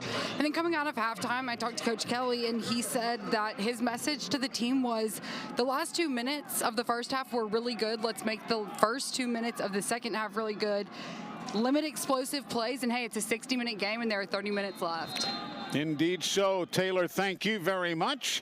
And we get set to go as Western Kentucky will get the football on the kickoff here. Football bounces, and at the 11, there's whistles. Apparently, he made the indication for a fair catch and then caught the ball and tried to run with it. Cameron Flowers. But the officials on the scene, and they said no, he made the fair catch indication. So that's where they will start football at the 13-yard line. Coach Kelly talking to the line judge there, wherever he touched it, that is where the ball should be marked, and that's what they've done. Yep, so it's at the 13. Western Kentucky in the white jerseys and Jack State in the red jerseys. Marvis Parrish is the running back. And now the head coach from Western Kentucky, Tyson Helton, he wants to talk to the officials. Said, I didn't see him call for a fair catch, but the officials all say, yes, he did, and let's play ball. This is a big game. Again, the winner is guaranteed a spot in the Conference USA Championship game. There's a quick out route. And being caught by the back of his jersey is Noah Myers, the tight end. Member of the Conference USA All-Freshman team a year ago. Eli Tisdale, his composure has just been outstanding. I mean, you could tell he's poised. Especially for a redshirt freshman. Here now the toss, far side, turning the corner, and picking up the first down is Marvis Parrish. Parrish, another freshman. Matthew Henry made a great block on the outside to spring him. Emmanuel Oyebadajo was there on the tackle. Again, Parrish. He gets out across the 30 to the 31-yard line. He came in with 35 carries. Parrish did. Today, he's got 10 carries for 45 yards. Here's a 2nd down and 7. Myers in motion. Quarterback looking. Pressure. He throws that one away. Was he out of the box? And did it get across the line of scrimmage? They're going to throw a flag on that. They're talking it over. Isaac Walker came calling for the Gamecocks, and there's the flag. Referee Garrett Dickerson. Intentional grounding. Offense, number 16. The penalty is a loss of down at the spot of the foul. 3rd down. You're going to see some adjustments in the second half, and them bringing that pressure just shows they're not just going to let him just have all the time in the world. So obviously they've made some adjustments. The secondary did a really good job, but the pressure is what got him. Just getting going, second half. If you're tuning in, Eli Gold, Jeff Berger, and Taylor Korn with you from Jacksonville, Alabama. Straight up the middle, the pressure. And he got to the quarterback. And you decide to dial up the blitz. And Brian Williams knew exactly when to do that, the defensive coordinator. He sent Mark Woods up the pipe, and nobody picked him up. Eli, I saw more pressure on that series of downs than I did the whole first half. Exactly. Yeah. Exactly right. You can tell that they put the halftime break to good use. And now to punt it away. It'll be the first punt of the day for the Hilltoppers. Wow. Cole Maynard has that one hit and go laterally out of bounds at the 28-yard line. So that's where the Gamecocks will take over after a 52-yard punt and no return. We're back to Jacksonville, Alabama on a cloudy afternoon, but we're happy to have you with us here on ESPN+.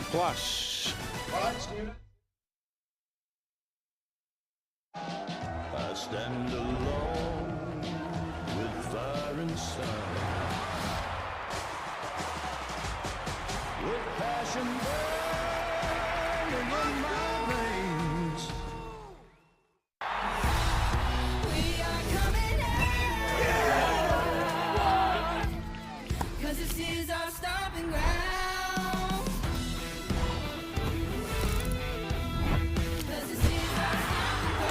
Chuck Myers make it work.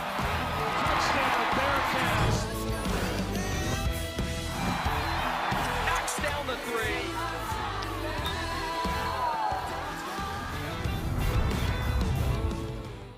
Your neighborhood Grub Mart is your one-stop shop for everything you need when you're on the go. Grub Mart features the best prices on Coke and Pepsi products and is the home to the 99-cent bag of ice every day. And Grub Mart is your exclusive home for the popcorn bucket. Purchase yours for only $5.99, then bring it for free refills throughout the year. And save every day with your Grub Mart Super Saver card. When you're on the go, it's good to know Grub Mart has everything you need. Gas, diesel, and delicious Oleo donuts. In business over 78 years, visit your local Grub Mart today.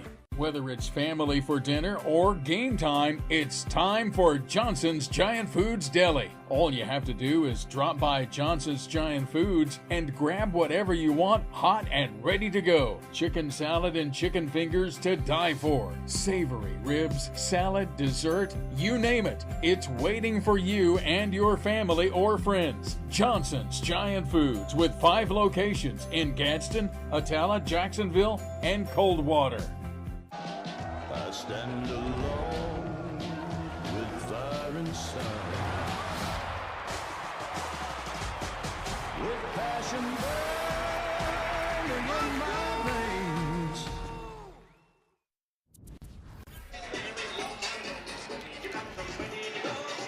Welcome back to Jacksonville, everybody. The Gamecocks with the football starting at their own 24 after another great Cole Maynard punt. Here's Taylor Korn. Yeah, we just saw Cole Maynard for the first time today, and he's actually carrying on a little bit of a family legacy. His dad, Brad Maynard, spent 15 seasons punting in the NFL with the Giants, the Bears, and the Browns. He never pushed his sons to go in that direction, and Cole actually said that he and his brother grew up playing backyard football with no punter. Yeah. Quarterbacks and receivers. Fast forward to today, Cole's a redshirt senior, leads the nation, averaging 48.8 yards per punt, and is on pace to break Western Kentucky's single-season record. He sure is. Thank you, Taylor. You know, his brother Connor is a punter at Appalachian State, and his mother Karen was a Colts cheerleader. So they brought everything to the table. They had punters, they had kickers, they had cheerleaders, they had the whole shooting match. Here now, the Gamecocks on a 2nd down and 7. Looking was Creel, couldn't find an opening, and losing a helmet in the process is a Gamecock lineman, Adrian Gum. 3rd and 4 for the Gamecocks from the 30. So now a 3rd and 4 for the Gamecocks from the 30-yard line. It's a 4-point ball game. Jacksonville 2 of 5 in 3rd down conversions today. On the year, they're 5th in the conference and 75th in America. Here's Creel. He has blocking, cuts inside, and he's gone. Creel. See ya. Touchdown, Jacksonville, and the Gamecocks take the lead for the first time since an early 7-0 advantage. 70 yards on the touchdown by Creel. Just basically a quarterback sweep. You look at the block there on the edge there that freed him, and then once he got into open space, they couldn't catch him. Great job, and a great time for them to score and take the lead. 30-28, Caden Creel. His 6th rushing touchdown of the season. And the extra point is up and good. 22 remaining in the 3rd quarter. 70 yards on the ground. Creel today well over 130 yards in rushing. Gamecocks on top, 31-28.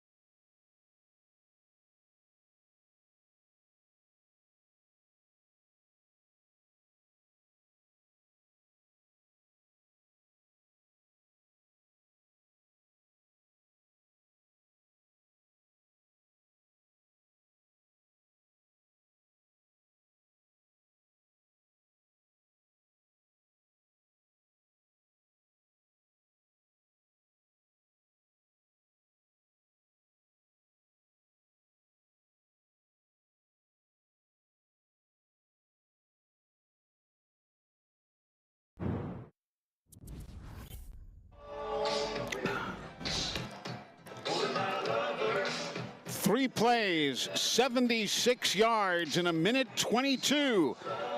And Jack State is on top of Western Kentucky. Wasn't a fancy play. No, not at all. Basically, he just took the ball, ran around the right side. It was just great blocking, great execution. Everybody got a hat on a hat. And once he gets in open field, he's going to be hard to stop, and they couldn't catch him. Flowers and Hart are deep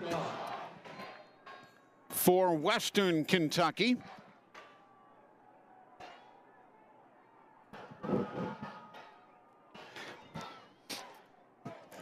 Don't forget other games in the conference now underway. Kennesaw State leading Liberty 7-0 in the first as the catch is made at the 3. It'll be a touchback for the Hilltoppers. And remember again, if things stay as they are, but again, it's a lot of football to be played today. But if Jacksonville State defeats Western Kentucky, Kennesaw State, win or lose, will be here for the conference championship game, the Air National Guard Conference USA Championship, on Friday, December the 5th at 6 o'clock Central Time. Here now, looking, and taking off to run. And there's a lunge to the 30-yard line. Basically, the secondary did. He had nowhere to go with the ball. Yep. Offensive line still doing a good job in pass protection for him. Oh, yes, and they picked up 5 yards on that play.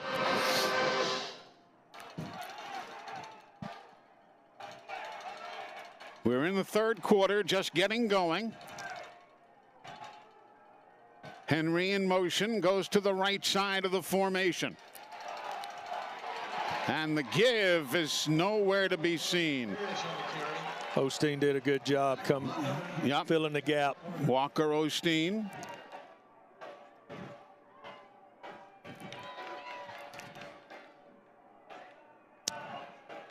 Lavelle Wright was watching. Expect pressure. 3rd down and 6. They backed out. Tisdale throws, and it's knocked away almost, but it stays in play, and a beautiful reception on the part of Noah Myers, the tight end from Louisville, Kentucky. Great concentration.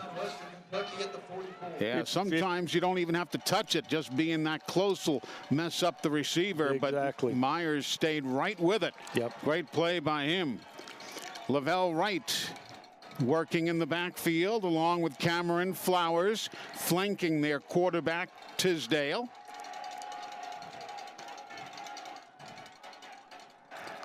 Motion is Flowers. Tisdale throws, and it's caught at the 30. Backpedaling inside the 30 to the 26. Musa Barry. Oh my. Oh, where's the flag on that? There was none. I guess the officials didn't see anything. It didn't happen if the officials didn't see it. He threw a punch. Yep. The crowd didn't like it. All the officials in the stands saw it. Watch this. Watch what happens at the end of the play. He was stopped. He didn't like him grabbing at him, and he just threw a punch. Yep. Threw a punch in the direction of the Gamecocks, but there was no flag.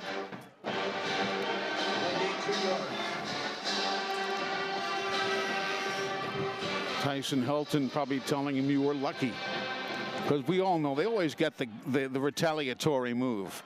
They don't often see the first move. They always get the retaliatory move for the penalty flag. 2nd down and 8. Wright in the backfield. West, the tight end, in motion. Here's the throw towards the near corner over the head of Musa Barry. Incomplete. Osteen got in the middle, brought pressure to 16, and Tisdale had to just let it go. Yep, wasn't able to set his feet. Yeah, good job. Here we are in 3rd down and long, crucial down in distance. Well, Trevor Woods was also on the scene in that last play. Need to give him credit. 3rd down and 8.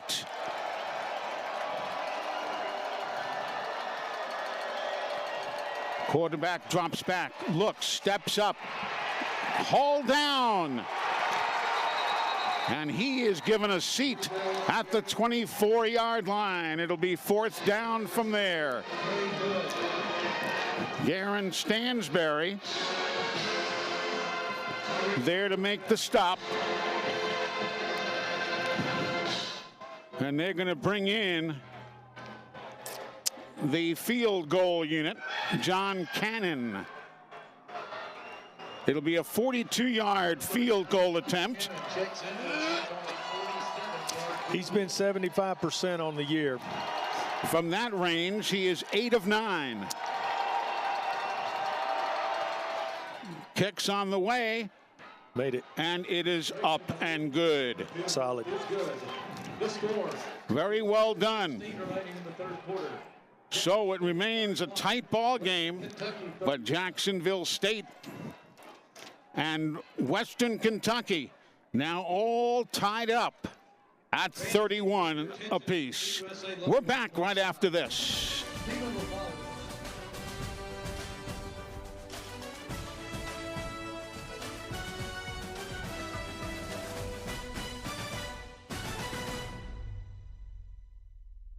I love getting to work with Noble Bank. They hold the same values that I do personally and our company. It's like working with a big bank, but with a small town feel. You get to deal with the banker directly when you need anything at any time. It's crucial for small businesses to have an independent bank because we don't always fit in a box. It is such a special feeling to be able to walk into a place where literally everyone knows your name. Anytime I'm out talking about banking, I'm always quick to recommend Noble Bank. They always get everything done just the way I need it done.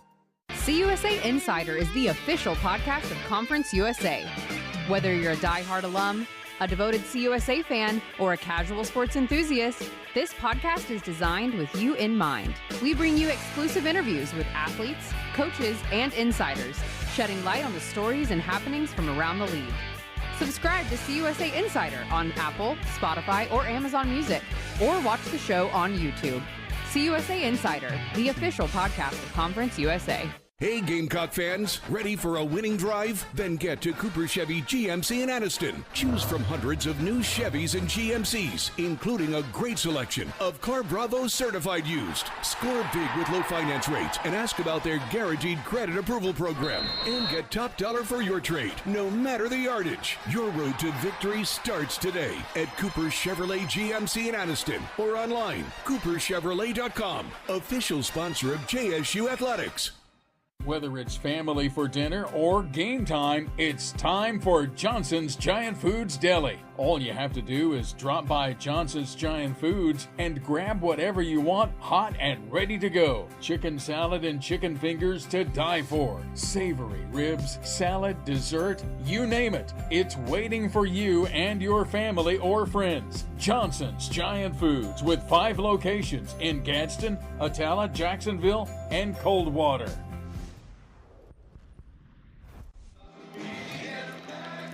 Welcome back, everybody, as Jack Cassidy gets set to kick it away for Western Kentucky. Meanwhile, in the KSU game against Liberty, they are now tied at 7 apiece. Kennesaw State and Liberty tied at 7-all. Let's see what happens here in this tie ball game here in Jacksonville. End under end kick, sails into and out of the back of the end zone. So the Gamecocks will go to work 1st and 10. 7:16 time remaining, 3rd quarter.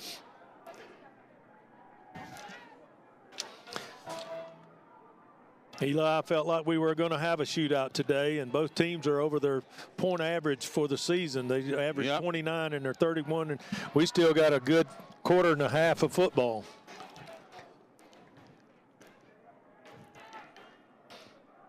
A delay give inside, breaking a tackle. Cam Cook, he cuts inside. He'll beat a man. He then turns on the afterburners. He is to the 30-yard line, and he'll be wrestled down there.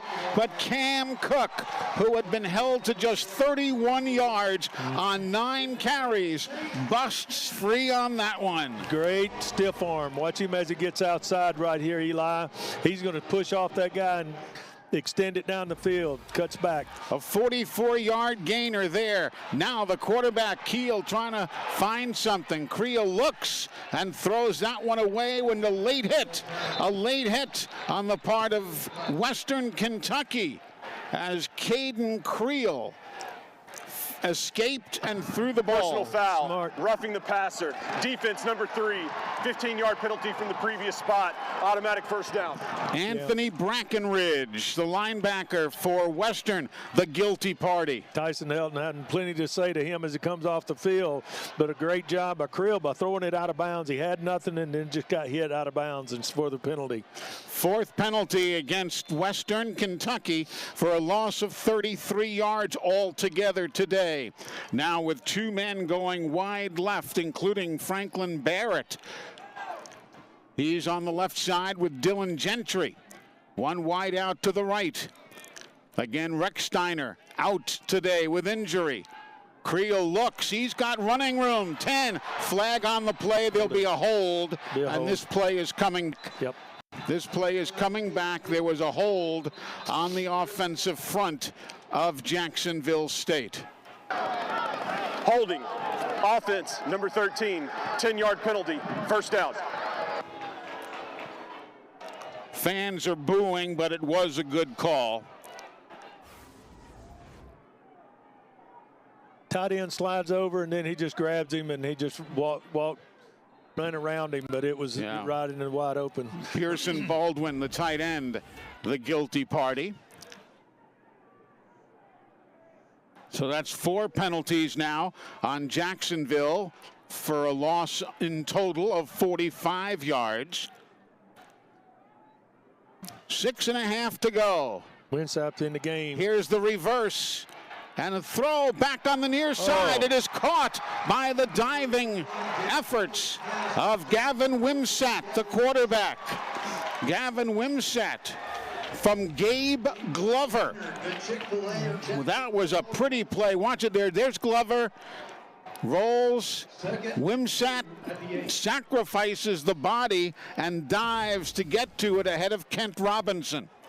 They've ran that combination before with Creel, but Glover was end up throwing the ball. Yep. Now a 2nd and 1. Creel looks, can't get anywhere.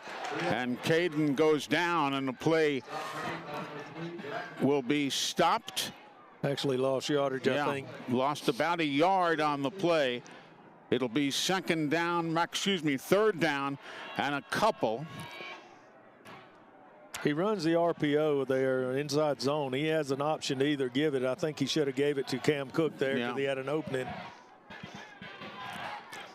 Easy for us to say, of course. Sure. Up here. There's a whistle and a flag. Excuse me. And procedure on Jacksonville. Ball start. Offense, number 7, 5-yard penalty, 3rd down. Harrison Hamsley, the tight end, jumping the gun there. That's 5 penalties for 50 yards. They're starting to add up now, those penalties. 5 yards for false start. And it brings up a 3rd and 6 now. Jacksonville is 3 of 6. Jack State is 3 of 6 in 3rd down conversions. There's the give. Looking for running room. Cam will squirm forward and get an extra yard, but not nearly enough for the yard line to gain, and it brings up 4th down and 3. Looks like they're going for it. And looks like Charles Kelly is not even thinking about it. I don't know if they're going to try to draw him offside here or not, or they're just going to quick snap it. Here's a snap. The quarterback keeper. Getting him outside, see if he can make it. No, I don't know if he did. He's close. He is close, but I don't know if he made it. Don't think he did. No, looked like he was just a little bit short.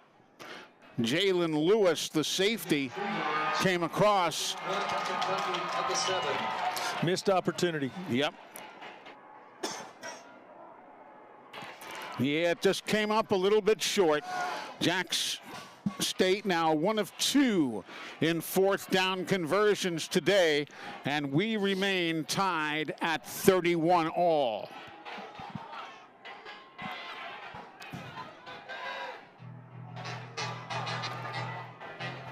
You see the time remaining, 4:13 to go in the third.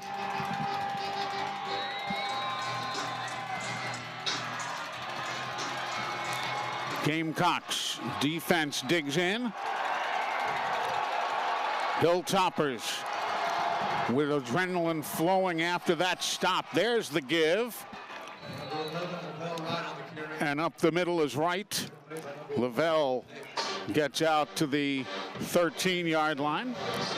Hilltoppers have run the ball very well today, over 145 yards. Yep. Exactly, to 217 for Jack State.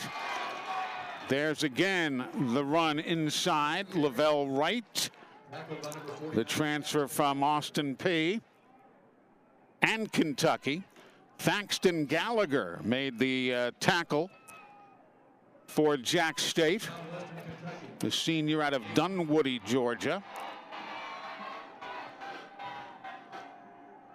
You see the time remaining, bottom of the screen. That's in the third quarter. The winner of this one will be in the conference championship. Bringing pressure inside. Across the middle on a slant, and it's caught by Hutchinson. KD has been so very tough. Coach Kelly talked about him in his press conference earlier in the week. But guys to watch on the Western roster, and he zeroed in on KD Hutchinson. He's been targeted 4 times or 5 times and made 4 catches already. Yep. Hutchinson in motion again. Big hole up the middle, and it's run for the first down by Lavelle Wright. The tackle by the Gamecocks.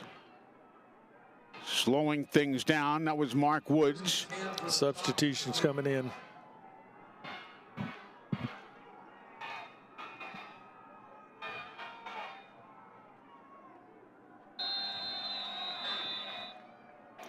They wind the clock.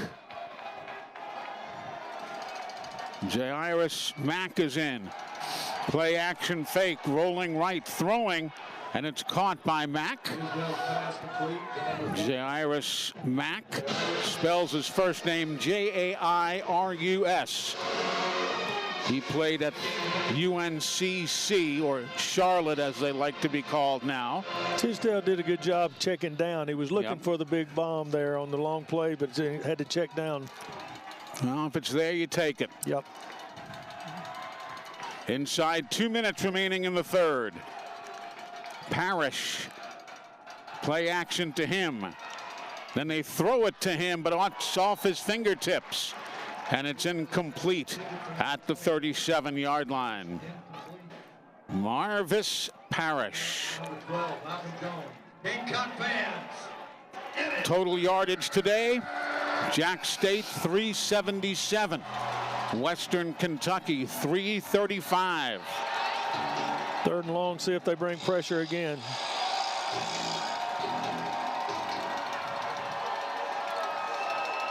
Third down and 9. George Hart III in the ball game. He stays in to block. Quarterback looks to run, throws it far side. Out of bounds? Nope. It is caught in bounds by Matthew Henry or not? Out of bounds. Out of bounds. Yep, they did not quickly make a call, so they're going to have to punt it away. And Michael Petway will go deep. They've only had 1 punt today, by America's #1 punter, Cole Maynard. It was a 56-yarder. He's on the Ray Guy list as the top punter in America. He was a transfer from North Carolina.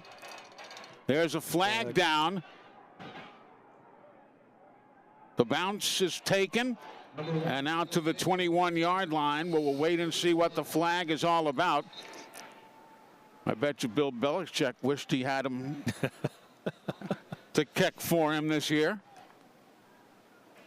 Referee Garrett Dickerson in charge here today. Illegal formation. Kicking team. 5-yard penalty added to the end of the kick. First down, Jack State. So they'll mark the football back closer to the 30.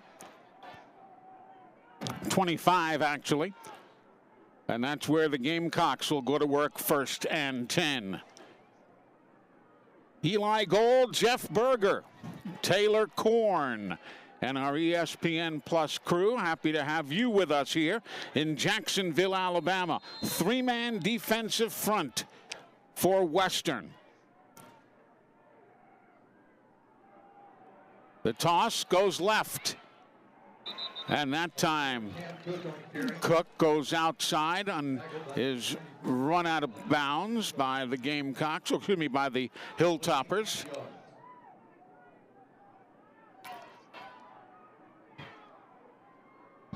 Second down and 5.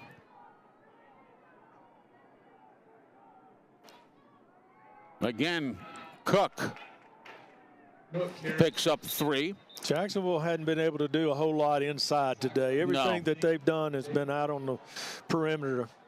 Yep. Jaden Gray made the tackle there. You might remember his dad, Jonathan, was an all Big 12 offensive lineman with Texas Tech. Jaden Gray's dad. Inside give. Cook tried to spin out of it and couldn't. He'll be about a half yard shy of the yard line to gain. Now it's Jaden Gray again. 4th and inches. 4th down and inches. We're 1 for 2 on 4th down conversion so far. Jacksonville is. And they're down down to the final 10 seconds of the quarter. And they're going to let the clock go, it looks like. Nobody's going to make an effort here. And we have come to the end of the 3rd quarter of play here in Jacksonville. A play-in game for the conference championship. The winner goes. The loser has to hope and pray. We're coming right back. 4th quarter next from Jacksonville, Alabama, here on ESPN Plus.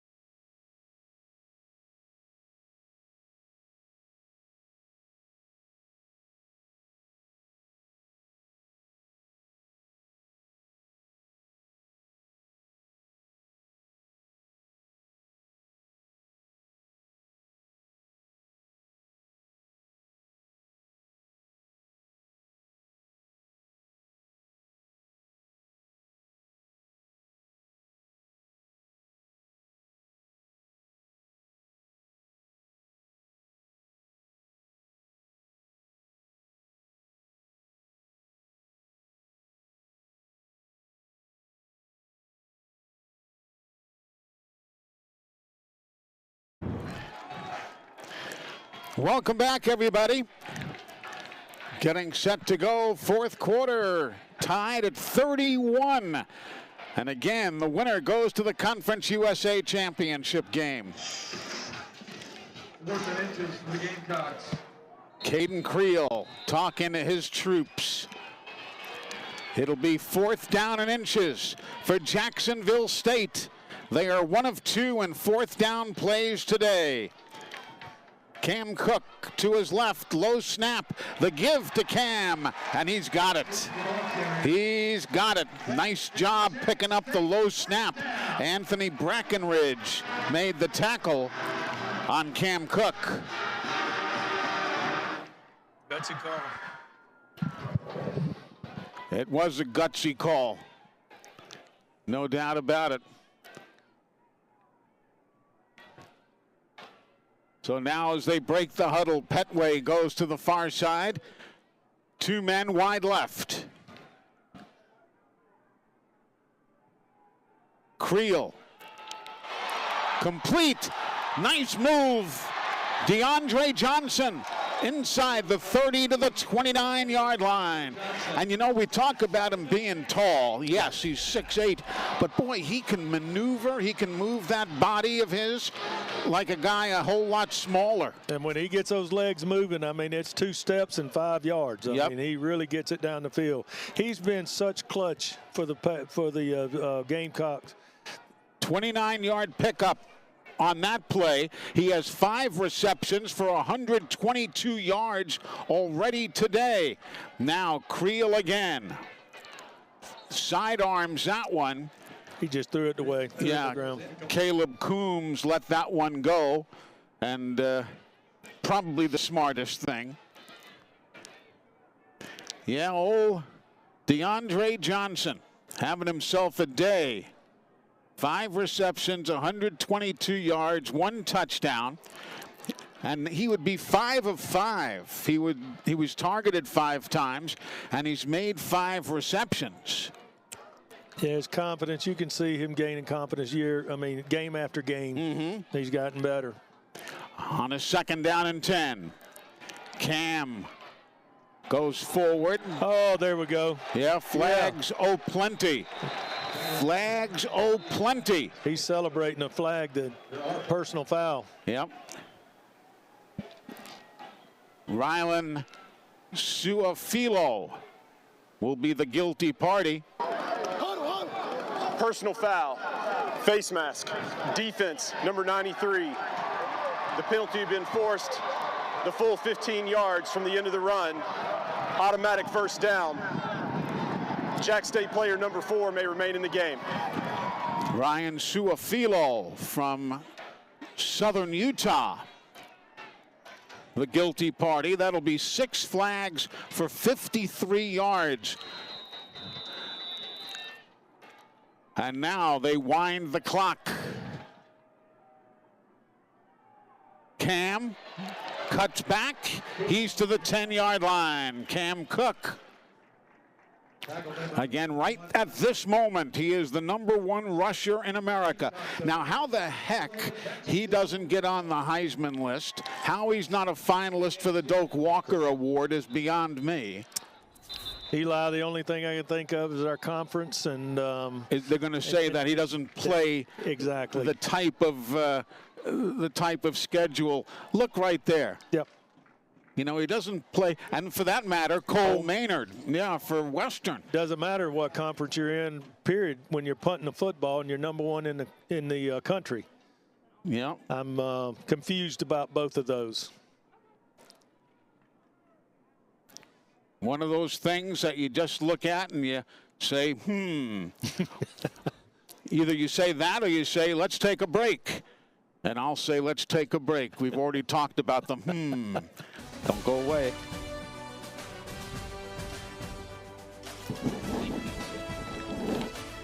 Is that who it is, Lance?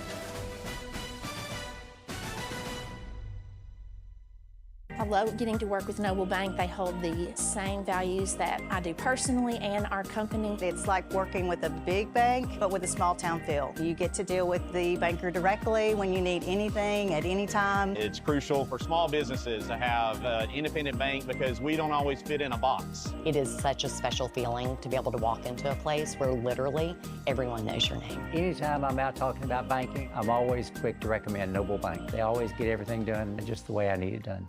CUSA Insider is the official podcast of Conference USA. Whether you're a diehard alum, a devoted CUSA fan, or a casual sports enthusiast, this podcast is designed with you in mind. We bring you exclusive interviews with athletes, coaches, and insiders, shedding light on the stories and happenings from around the league. Subscribe to CUSA Insider on Apple, Spotify, or Amazon Music, or watch the show on YouTube. CUSA Insider, the official podcast of Conference USA. Hey, Gamecock fans, ready for a winning drive? Then get to Cooper Chevy GMC in Anniston. Choose from hundreds of new Chevys and GMCs, including a great selection of Car Bravo certified used. Score big with low finance rates and ask about their guaranteed credit approval program. And get top dollar for your trade, no matter the yardage. Your road to victory starts today at Cooper Chevrolet GMC in Anniston or online, cooperchevrolet.com. Official sponsor of JSU Athletics. Whether it's family for dinner or game time, it's time for Johnson's Giant Foods Deli. All you have to do is drop by Johnson's Giant Foods and grab whatever you want hot and ready to go. Chicken salad and chicken fingers to die for. Savory ribs, salad, dessert, you name it. It's waiting for you and your family or friends. Johnson's Giant Foods with 5 locations in Gadsden, Atala, Jacksonville, and Coldwater. The injured player, Lance Johnson, is replaced by Nate Smith. Here's the handoff now. Cam Cook, and he'll fight on second down close to the yard line to gain, but it still will bring up a second down and 3. Now, Lance Johnson, he was already playing left tackle because Cameron Griffin, who was normally the left tackle, moved to right tackle, replacing the banged-up Reggie Jackson. So it's been a lot of manipulation there. Creel throws, and it's deflected away. Great job, 34. Great job. Cook was open in the flat. 34 just got up and got a hand on it. Yep, sure did. Corin Hayward. And they're going to bring in Garrison Ripa to try and break this tie. Number 37, Garrison Griffin, in attempt. It'll be a 27-yard field goal attempt. Ripa, 4 of 4 from this distance this season. And that one is up and good. So a 27-yard field goal by Ripa. And Jacksonville has taken a 34-31 lead with 12 and a half to go in the ball game. We'll be right back.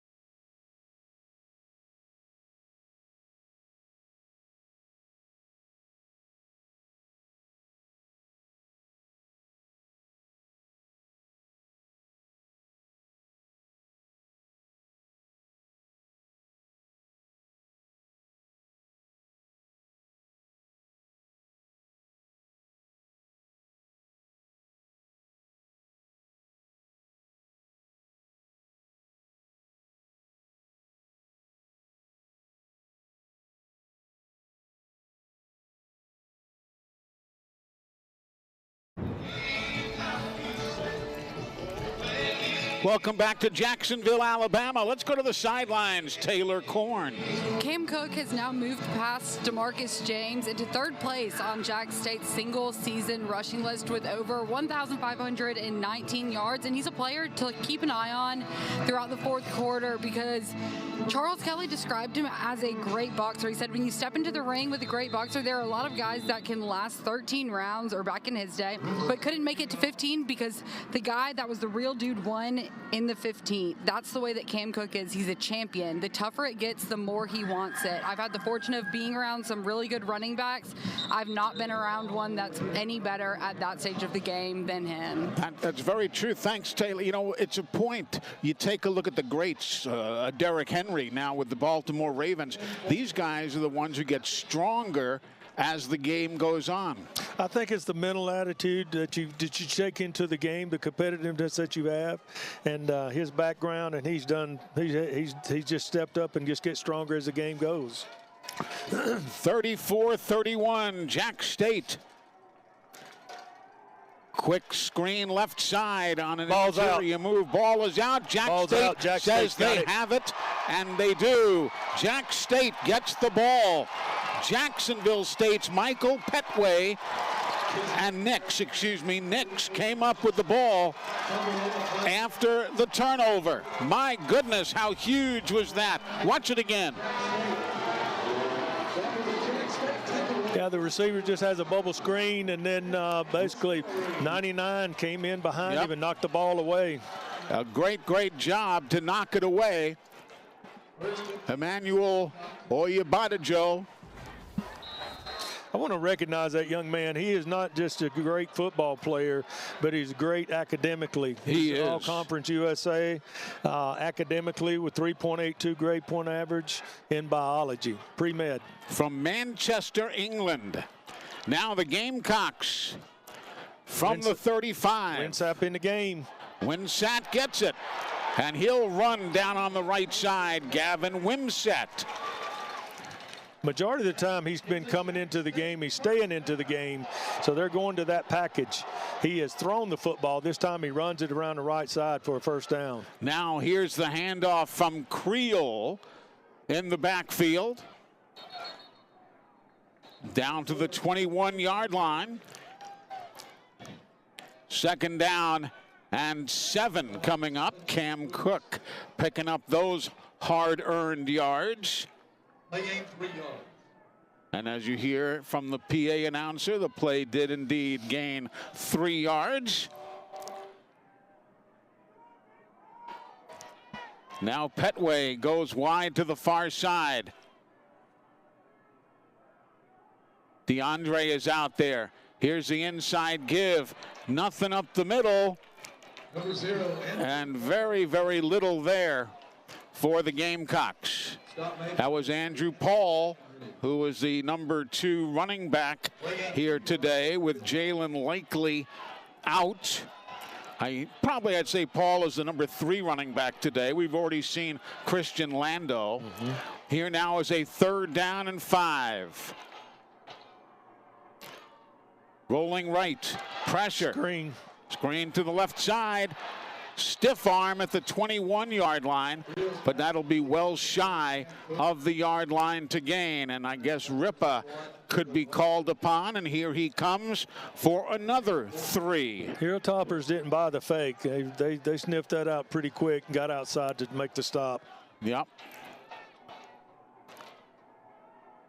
Little sunshine coming through, Eli. Exactly. The sun breaking through the overcast.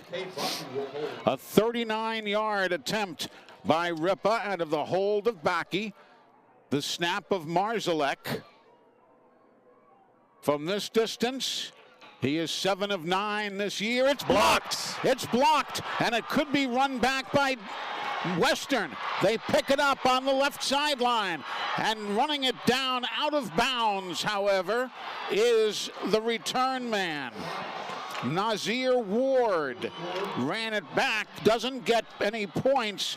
Harper Holloman is the guy who it looked as though blocked it. Wow, how huge was that? Run out by number 29, Kay Bakke.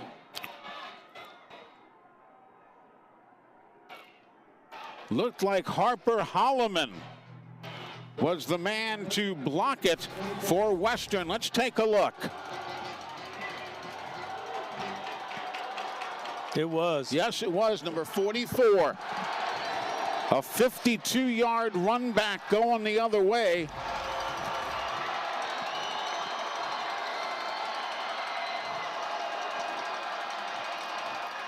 And now, Western Kentucky penalty with a flag on the play.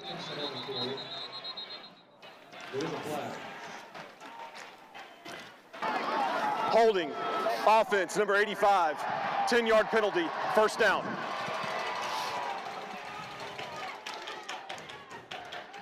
That was Jackson West, the Florida State transfer, who's a tight end. A Huntsville, Alabama native, by the way.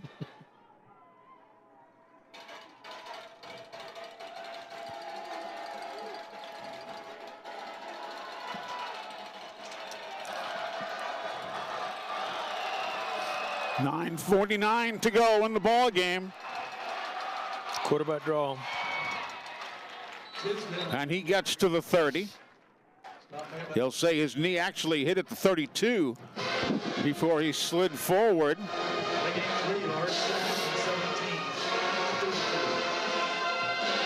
Big down to see if they can get it back in a managed situation.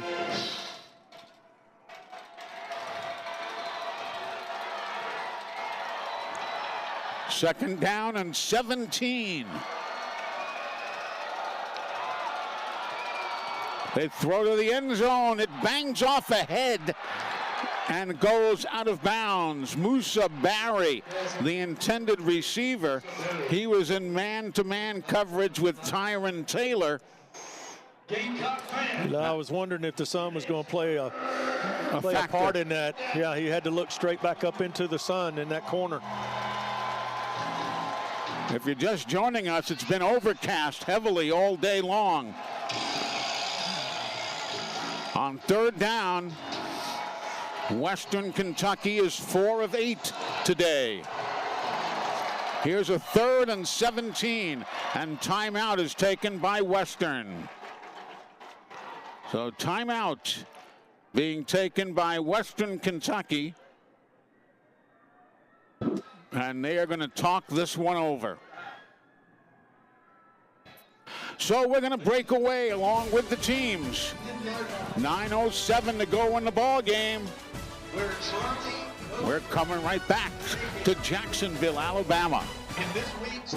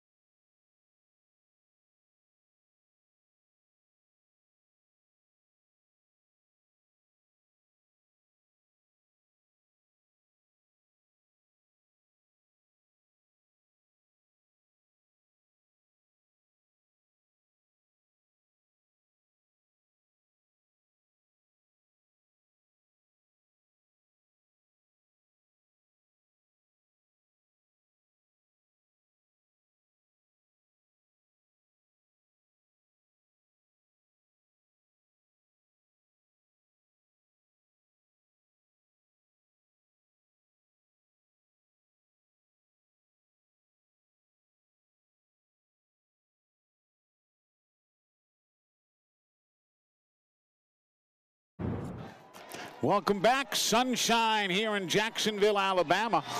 You know, we're getting close to the red zone again. We've seen some great red zone play today. We have. You look at the Hilltoppers are three out of 3 in the red zone. Jacksonville State is 4 out of 6.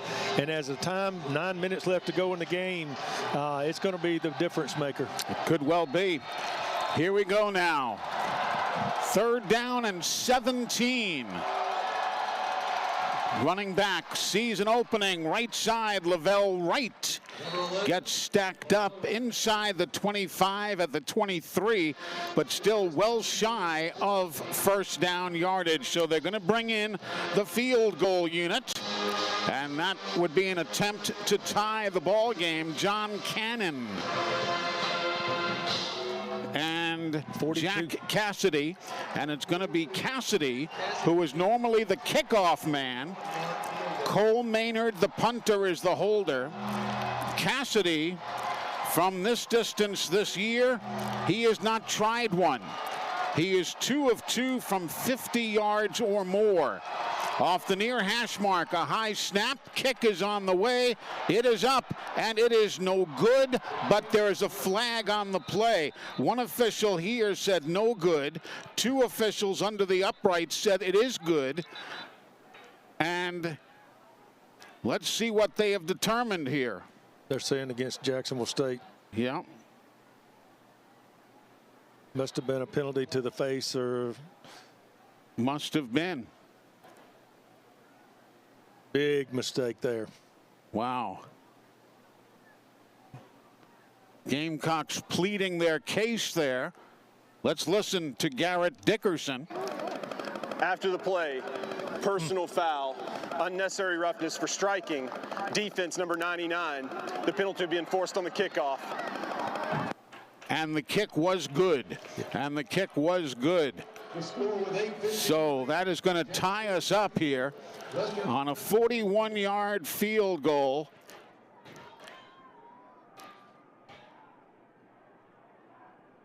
Jack Cassidy ties us up.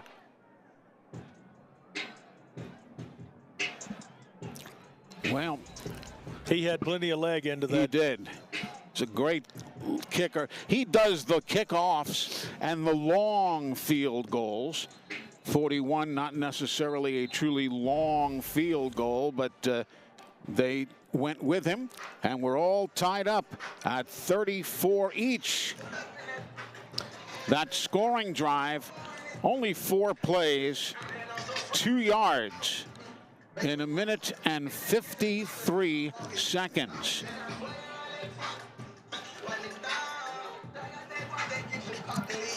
Penalty-wise now, both teams hurting themselves.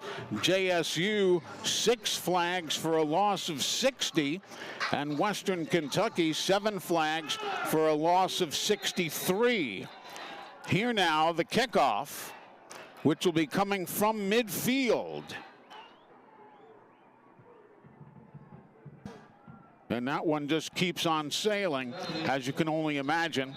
And the touchback. So the Gamecocks will get it now with the sun shining for the first time today. It's been heavily overcast all day long. The sun came out just a bit ago. Cam Cook, the running back, alongside Caden Creel, the quarterback.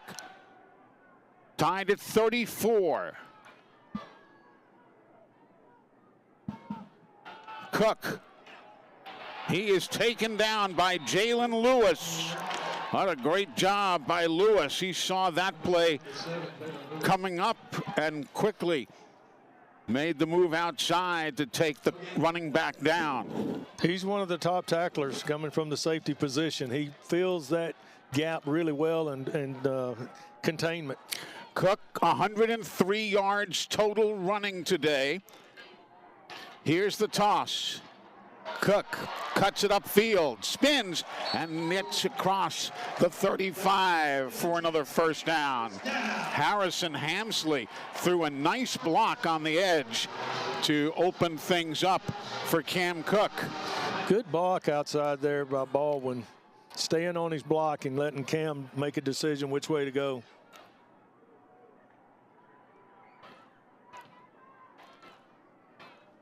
Wide receivers either way.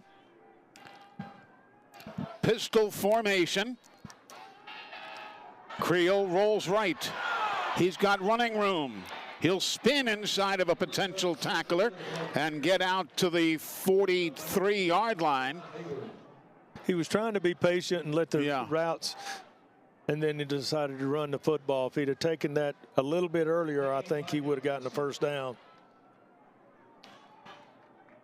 You see the time remaining, bottom of the screen. That is the time remaining in the fourth quarter.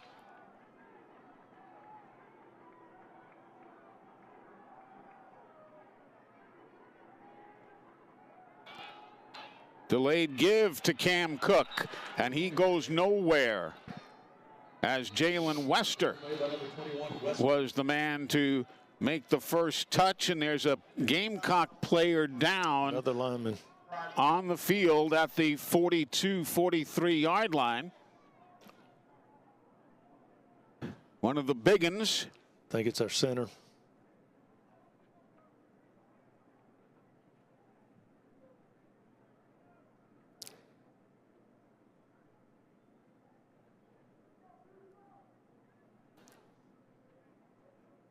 Coach Charles Kelly comes in to check on the injured player.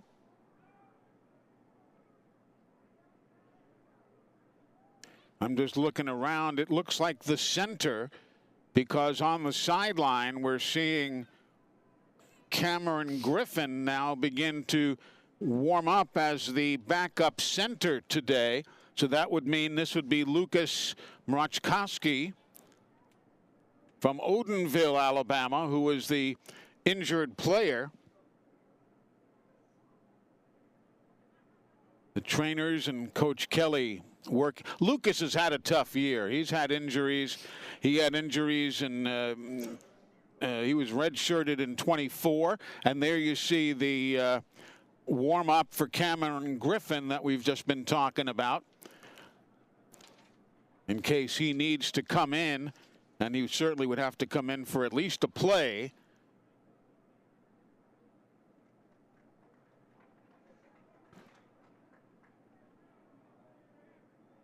Mroczkowski is sitting up now and being helped to his feet. There he is. Gets a nice hand from the fans here.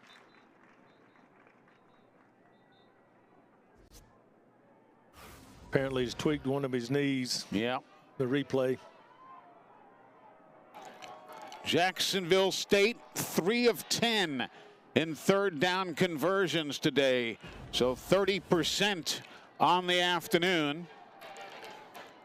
They're running at 39, almost 40% on the season. Here's a 3rd and 5.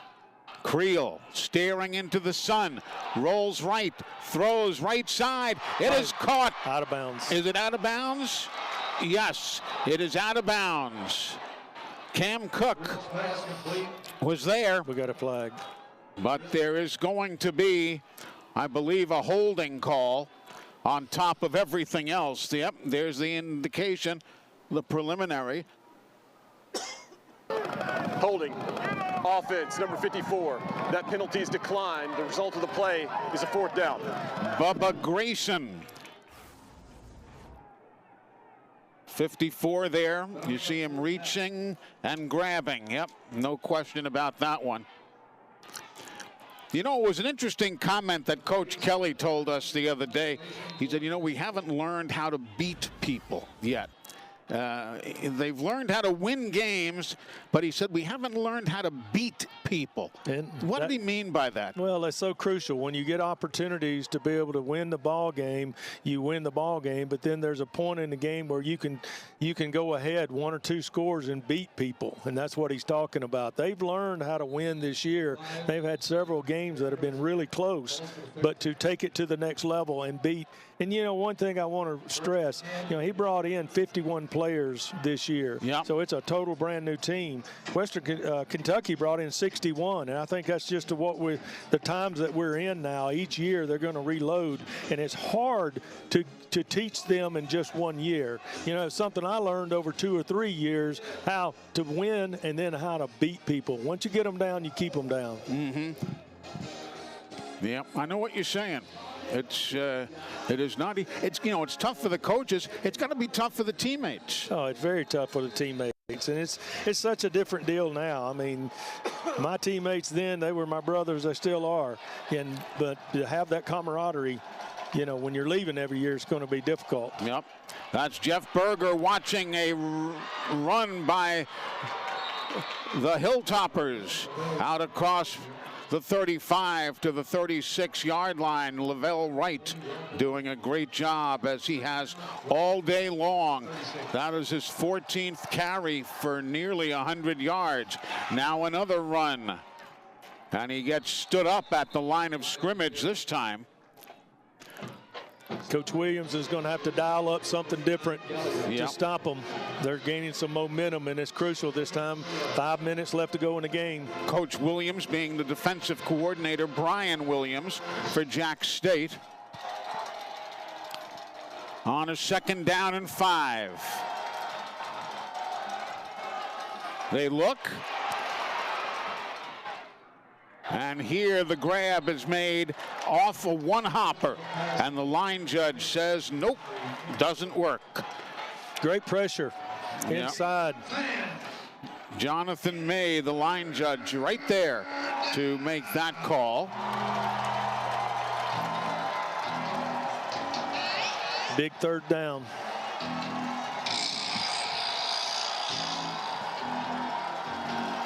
.505 remaining in the ball game. Tied at 34. You know what's on the line. We've been talking about it all day. The winner goes to the conference championship game. And timeout is taken by, by Western Kentucky. Which will only give them one left. Yep. 2nd timeout for Western.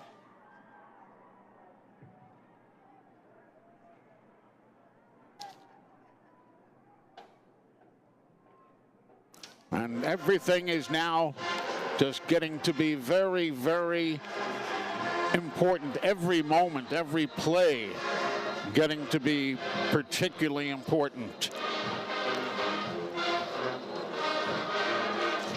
The Gamecocks today, total yards 460. And that's the norm. They've done it 12 times, 300 or more. This will be the 6th game this year with 400 yards of offense or more. Here now the drop. Pressure. It's thrown on the near side to Myers. And the Gamecock defense swarms. And there'll be no gain for Myers. Good open field tackle there. That'll bring up 4th down. And now it's going to be the 3rd punt of the day for the Hilltoppers. Cole Maynard to punt. He'll put Total Leather at his own 30. It's a line drive kick. Gamecocks run up, break it, and carry it back the other way and pick up yardage. That's Caleb Nix, who brings it back across to the 40-yard line. A 35-yard punt with that return. And now you've got Great field position. Great field position for Jack State. You know, Eli, the last 2 out of 3 games that these two teams have matched up, it's been coming down to, at the end of the game, to a field goal. Mm-hmm. And we could see that again today. Exactly.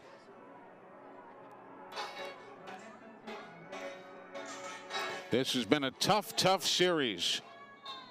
As a matter of fact, 5 of the previous 8 meetings were just 1-possession games. Here now, Cam, stutter step, 50-yard line to the 45-yard line. Cam Cook. I was wondering if line judge was going to call him out. He was right on the edge. Yeah. Did a good job. Stutter steps, stayed in bounds, and got about 8 more yards. It'll officially be a 16-yard pickup on the play for Cam Cook. At 132 yards already today.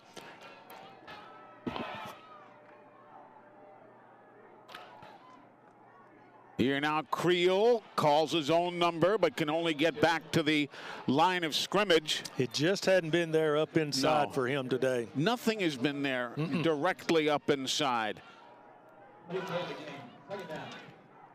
Malatumo, Holloman, Suafilo, Sneed, the big uns inside, Elon Jones.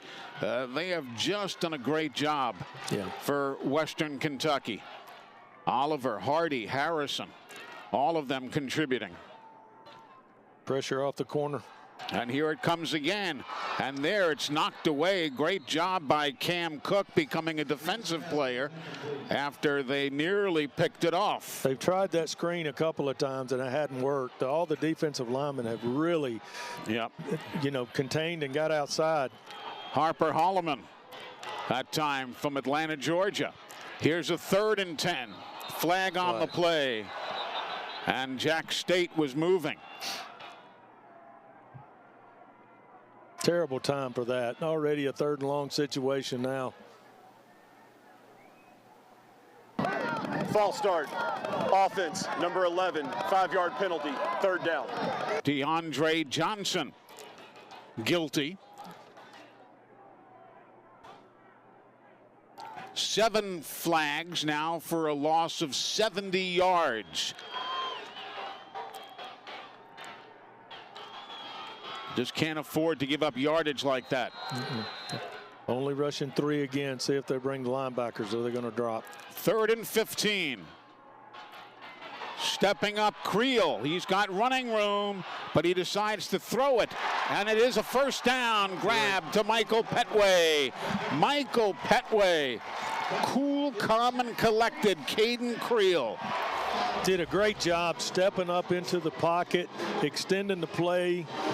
Rolls out to the right, finds his defender. He stayed patient. That was really impressive. And it's a brand new set of downs from the 33-yard line. You see the time remaining. We've got the 2-minute timeout coming up. Cam Cook gets snowed under after he picks up 1.5 yards, maybe 2. And that will likely take us to the 2-minute timeout. 34 aside.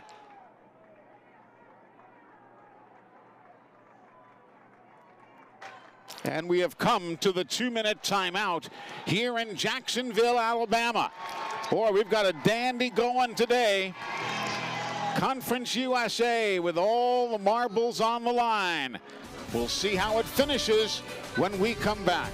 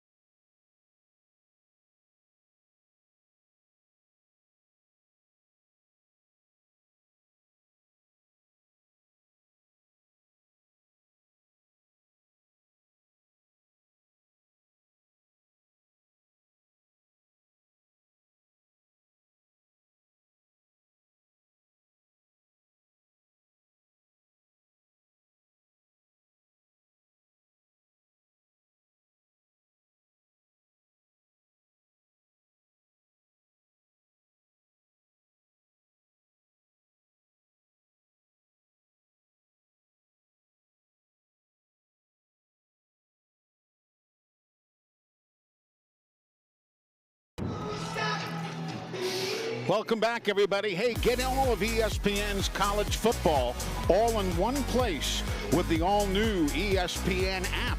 Unlock it with the ESPN Unlimited plan or log in with your TV provider. And what better time of the year than now to do that with all the conference championships on the line. Eli Gold, Jeff Berger, Taylor Korn. 2 minutes to go in this one. The winner is in the Conference USA title game. Quarterback keeper, and he'll dance around. And there's timeout, the final one being taken by Western Kentucky. Trying to preserve as much time as he can, just in case they have that opportunity. Sure. Of course, at this point, they are already well within field goal range for Garrison Ripa. The ball at the 30. So that's the 37. It's a 47-yard kick. He's already made one from 52 this year. So he is already within field goal range, but they don't want to kick it from here if they can help it. Not at all, but I guarantee you with the injuries with Jacksonville has had on the line, they have got to get that problem taken care of. I mean, they had a missed assignment on the last one that got blocked. Yeah. Max Thurman, to being the special teams coordinator, I promise you they have been working on and talking about that on the sideline. Good point. It's a great point. Again, we've already seen Lance Johnson go down. He had replaced Reggie Jackson, who wasn't playing today. From a third down situation now. Oh, wide open on the right side. That was Pearson Baldwin, the tight end. What a pretty play. He just slipped out the backside. They took the fake. Jalen Wester tried to stay with him, but it was too late. That was huge because it keeps the clock going, and it's even closer should they have to kick it. Pearson Baldwin, his 25th reception of the season. None bigger. Creel just working that clock. Wow. Cam Cook to the 5. And again, Jack State has the ball, and Western Kentucky cannot stop the clock. They have used all of their timeouts. Creel's got to work that 30-second clock there. He sees it in the end zone. He's taking his time to make his call just to make sure they can eat up as much time as they can off the clock. You see all the numbers right there on the bottom of your screen.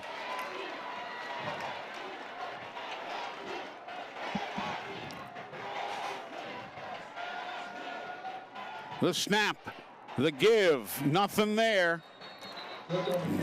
That was Harper Holloman who came through. He's had a big day. He really has. He's the guy who blocked that kick earlier. Down to 20 seconds. Just expect them to run the ball to get it in the middle of the field. Yep. Caden Creel's probably going to keep it right here.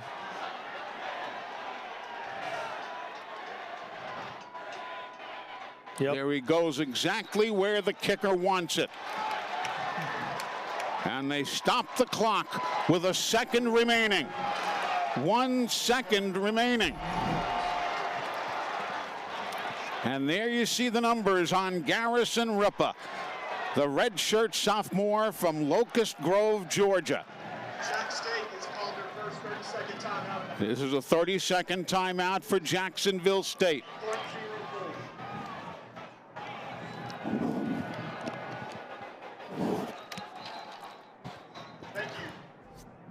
If the kick is good, Jacksonville State will host the Conference USA Championship game next Friday. And they would host Kennesaw State, regardless of what happens in the Kennesaw game that they're playing with Liberty. Cade Backey is in on the hold.